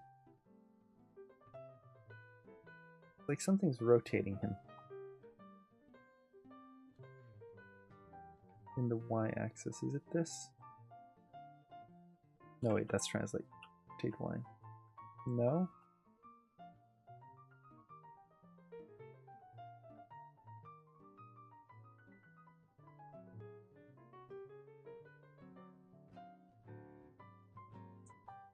The head doesn't have any keys on it. Let's take the neck and just kind of leave it alone for now. See if... Okay.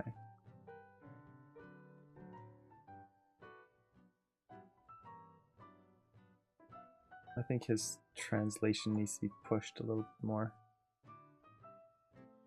That's better. Oh no, not quite.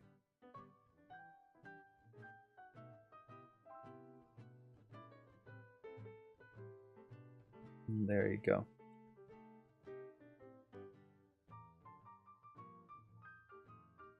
And then let's see. It's always fun when you have to try and find a little pop that's just hiding somewhere.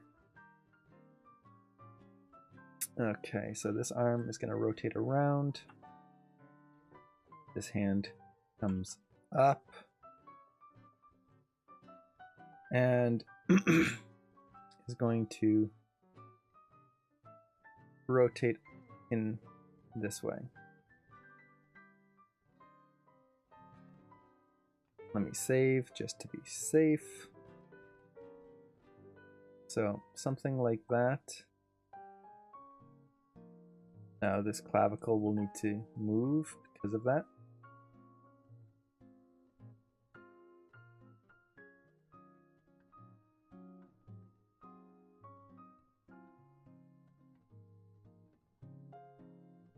And then this arm,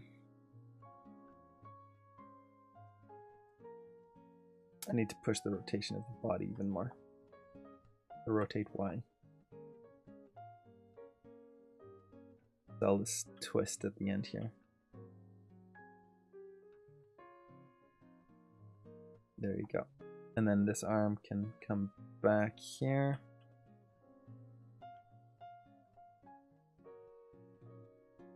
Not too far. Try to build in offsets into everything here. And basically what I mean by that is I don't want it to feel like if I've got two objects that they're just moving in line with each other, I want one to feel like it moves faster than the other, or slower than the other, instead of just kind of feeling like they're locked together. It helps to add a little bit more finesse to it, I guess you could say.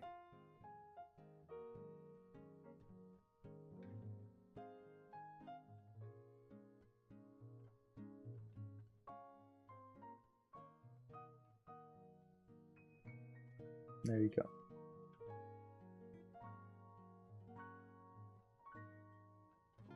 Let's save. And then let's see. Got a key every 4 frames, except right here where we have a little bit more. Kind of sell this anticipation there and break up that motion. I just need 2 more keys here, and I'm going to try to do this super quick. Because at this point, it's really just a moving hold.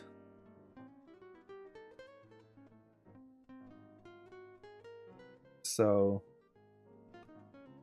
comes up and then down.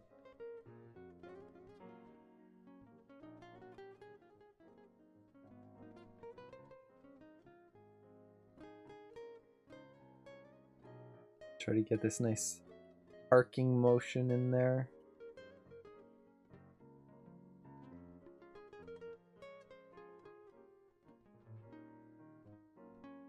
Oops.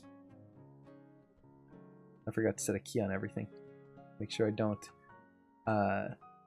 adjust my previous frame. I want to do it over here. Okay. Do the same thing. So foot slightly adjusts. I love trying to avoid having feet stay perfectly still.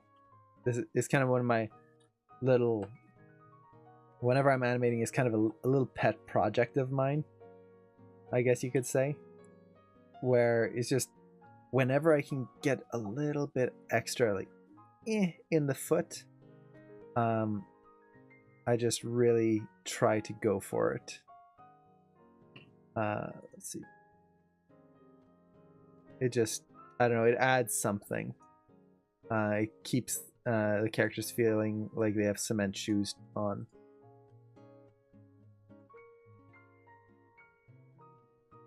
Okay, so the hip was there and then down. Oh, too far.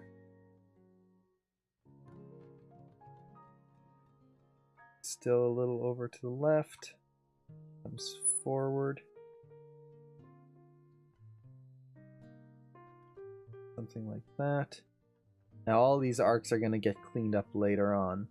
Right now this is kind of Just the very rough, very, very rough motion of the character. Okay. So, let's see, the hips will come up ever so slightly here.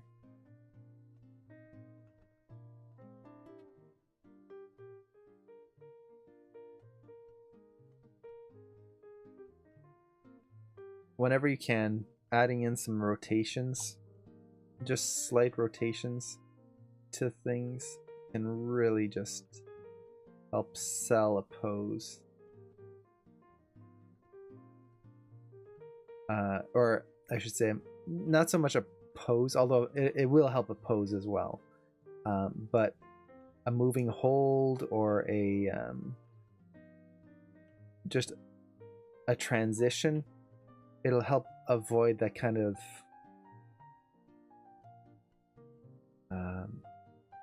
for lack of a better word, lifeless feeling where things just slide around. Now this doesn't mean that you want to rotate everything like crazy and just have everything spinning like The Exorcist. It's just a matter of kind of, there you go, get that nice settle in there where he kind of comes back and his spine sets in there.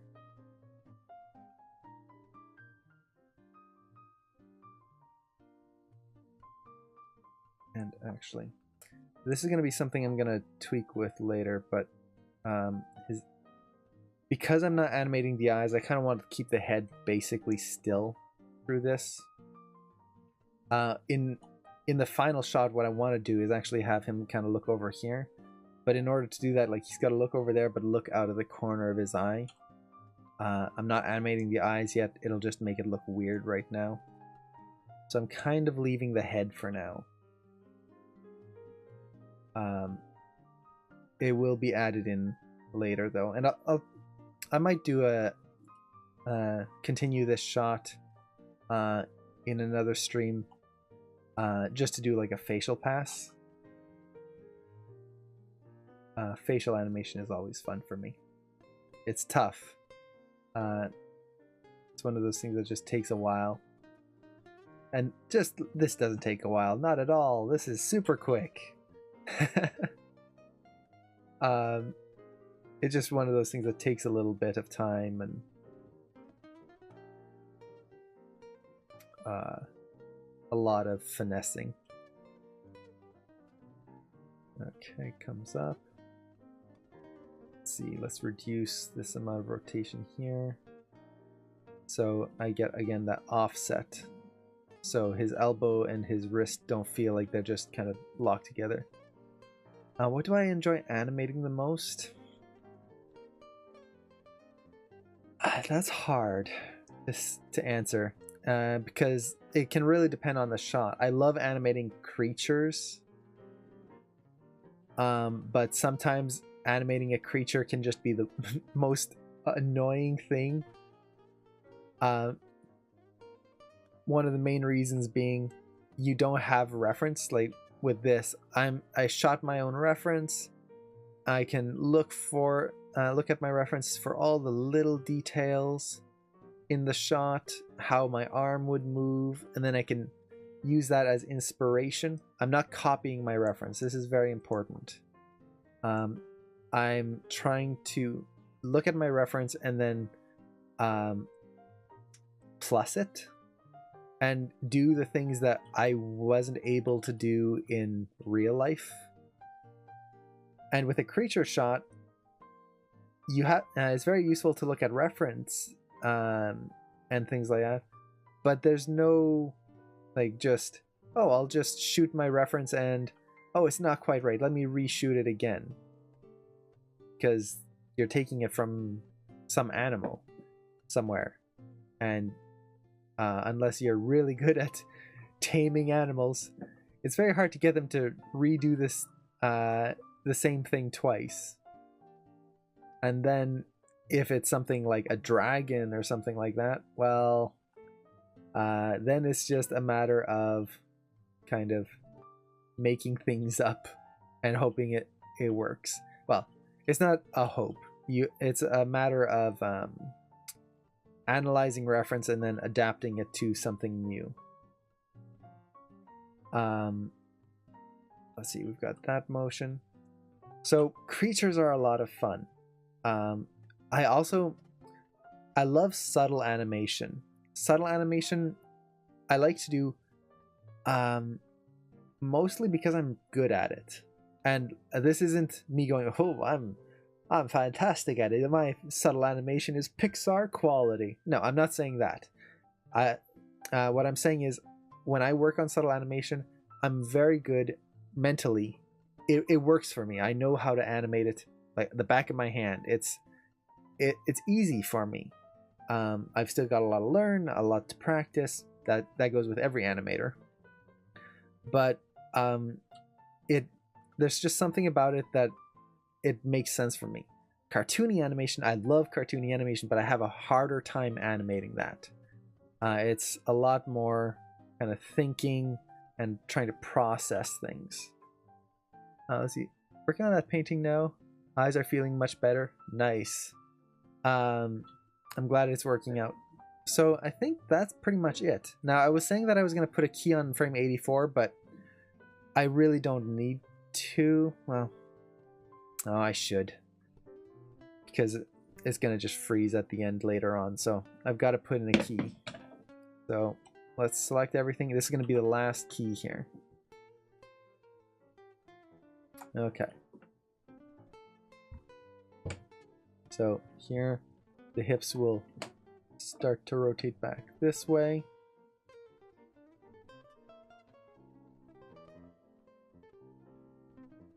Come down ever so slightly.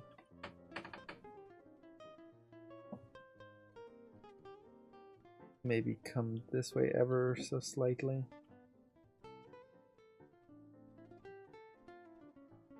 So this is what I mean by like subtle animation. Is this kind of just, oh, little changes here and there, and how is it going to affect the body? For me, it just kind of makes sense when I'm working on this.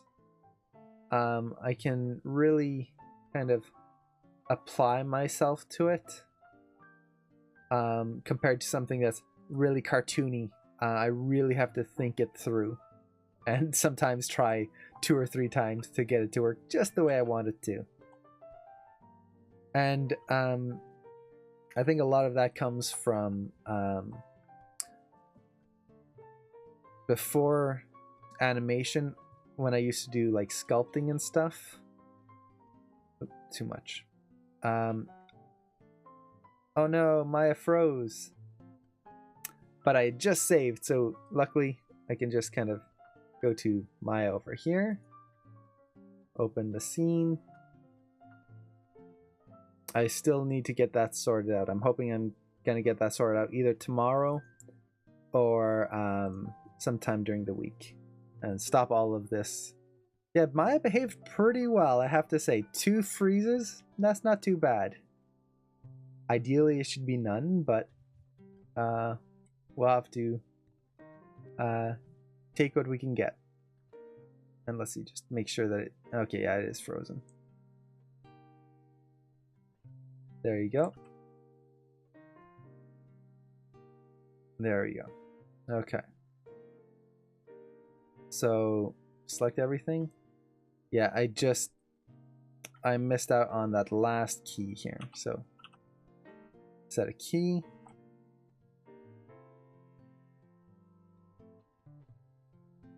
Okay. Do the same thing again. Hips rotate forward slightly. Come down. Come over. Come back. Oh, no, wait. Forward. Like so. Don't think I'll ever open Maya again. It's been the 4 years since I last used it. Have they introduced any good animation tools? There are quite a few new animation well, actually, animation side of it, in Maya 2017 and 18, there's the new graph editor, which I've heard some people really like it, other people just don't like it at all. I like it. It's kind of cool. Is it a huge difference and it makes animating a whole, like, it makes it all so much better? I haven't used it enough to be able to really say. Oop, my rotation's getting out of hand there. Let's see, which way am I rotating here? This way.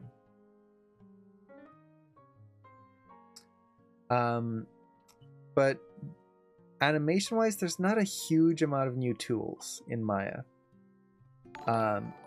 Hey, Effie Machado, thank you so much for following. I really appreciate that. Let's see. And one of the main reasons for that is animation doesn't really have a lot of tools that need to be updated. It's, for lack of a better word, it's pretty simple.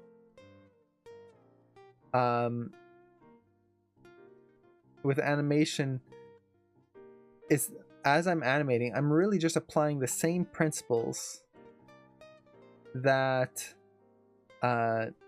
animators have been applying since like Snow White in the 50s.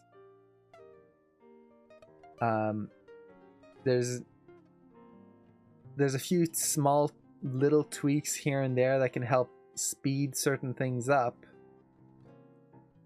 but yeah, overall not a huge amount of like, oh wow, suddenly this has become so much better. And actually no, I should say that one thing that's been a huge plus for animators is in newer versions of Maya, they've refined how Maya uses the GPU of your computer, of your system, and it makes things run so much faster, which I'm so glad they did that. I love that change. They did a really great job with that. So that's really nice.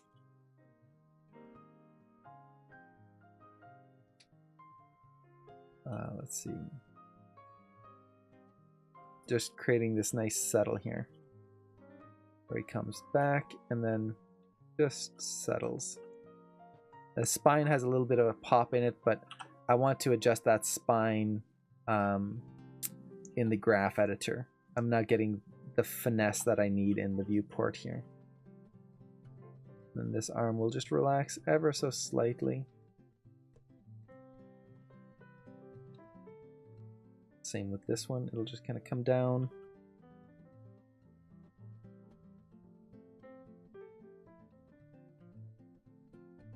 And let's see.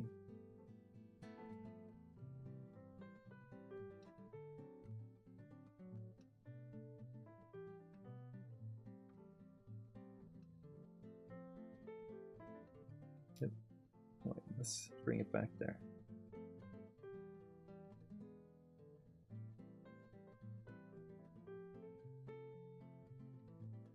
Trying to get this nice overlapping motion in the wrist there.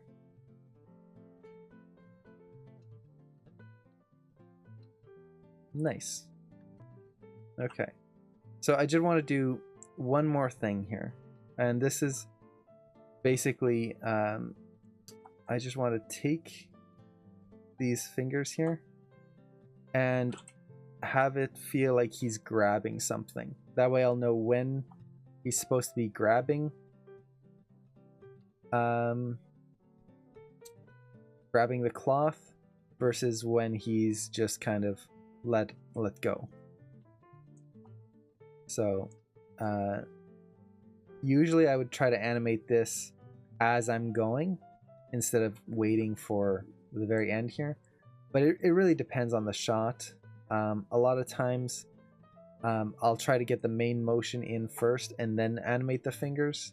That way I don't have to spend a bunch of time reanimating fingers, because as much as I love doing it, it is kind of tedious having to move all of these joints. But it is a very important thing that I want to get to. I do not want to skip out on this step here. And let's see. If his finger's pressing in there, and that finger, or his thumb is pressing in, and that finger needs to kind of get pushed over. Let's see. And if you notice I keep looking down, I'm just looking down at my own hand and using it as a reference for how I want to pose out this hand as it's grabbing. Which is what I love about hand animation, is whenever I'm unsure of something, I just need to look down. Let's see. So I'm actually going to take the cup control here. Let's push that a little bit more. Okay. Let's see. We've got that.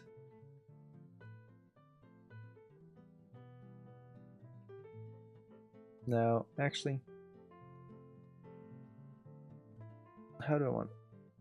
This is going to make it feel a little too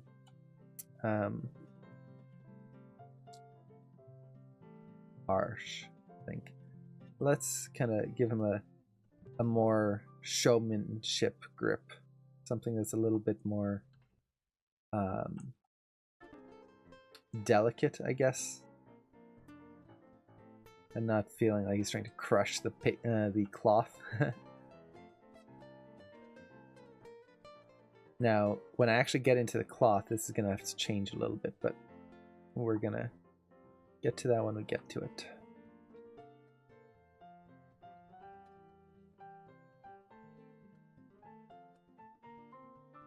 And then let's do the last finger here. Bring it in.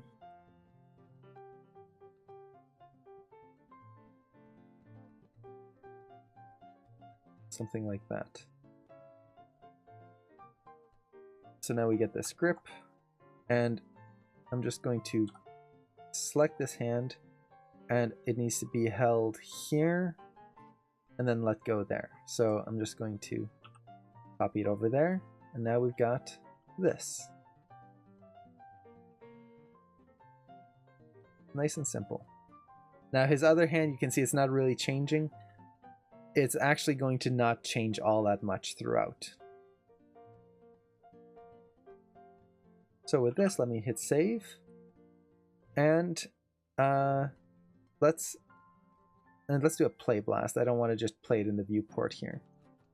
So I'm going to select this, play blast, make sure my settings are right here.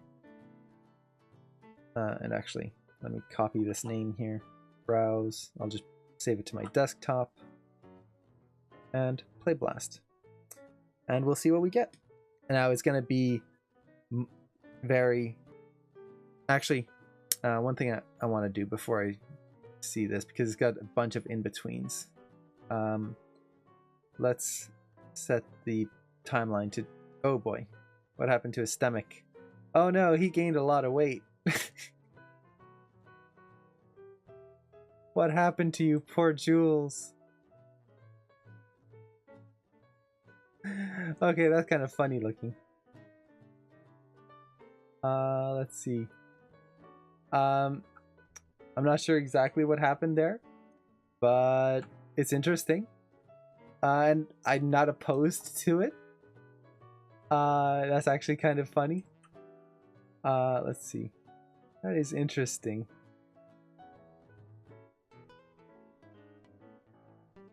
Okay, I'll figure that out later. But now that this is in step mode, yeah, that's what I want. So, let's see. Yeah, even his hands are a little bulgy here. but that's fine. My basic motion should be the same. Except for this foot that's kind of twisted. Let me hit undo here. Just make sure I didn't tweak something that I shouldn't have. No. Edit.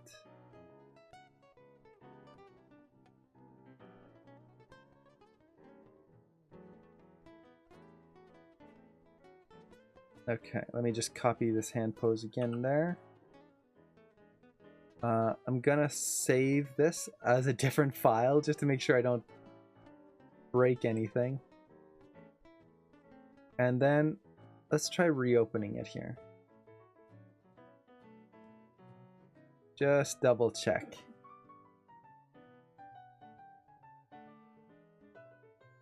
And let it open. So while this is, oh, now it's opening. I was just gonna say, while this is opening, I am wanting to bring in some emotes for Twitch and for a Discord server and things like that for this channel here. And if there's any suggestions people have, definitely let me know. So this is probably going to be one of the first ones here. It's just this little celebrating cat. Oh yeah, I'm animating with a tablet. Whether I'm animating in 2D or whether I'm animating in Maya here. Okay, now that's even creepier. Suddenly he got extra thick and creepy.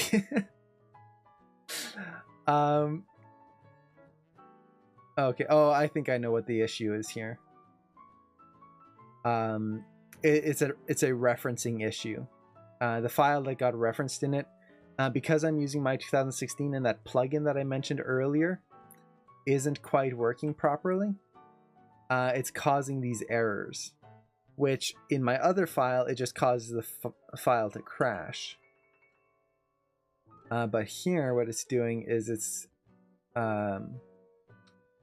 just creating this kind of like offset of things where you can see like the pupil.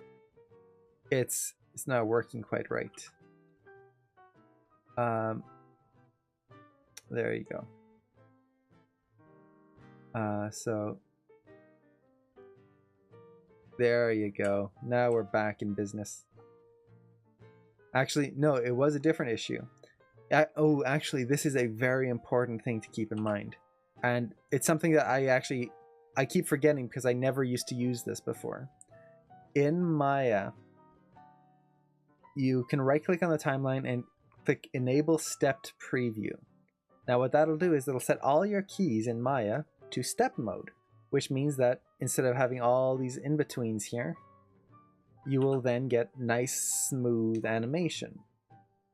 Or sorry, instead of smooth animation with a lot of in-betweens, you're just going to get your key poses. Now the thing is, with a lot of rigs, they have blend shapes in them. They have keys built into the rig itself. So when I do this, enable stepped preview, all of that extra animation that is built within the rig then goes to stepped mode, which creates these distortions or issues. So what I need to do is make sure I go into my graph editor here, and I'll just go into step mode here instead. So just something to keep in mind when you're working on any shot. That as nice as that enable step preview can be, it can also cause some issues. Oh, and I think I moved my camera here by accident. Let's see.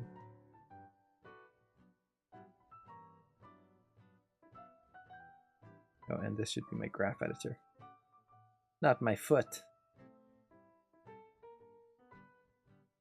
Okay, panels, graph editor. Okay.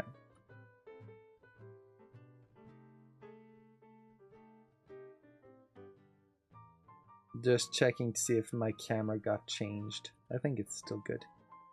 And now that I know that this camera position is pretty good, I'm gonna lock it.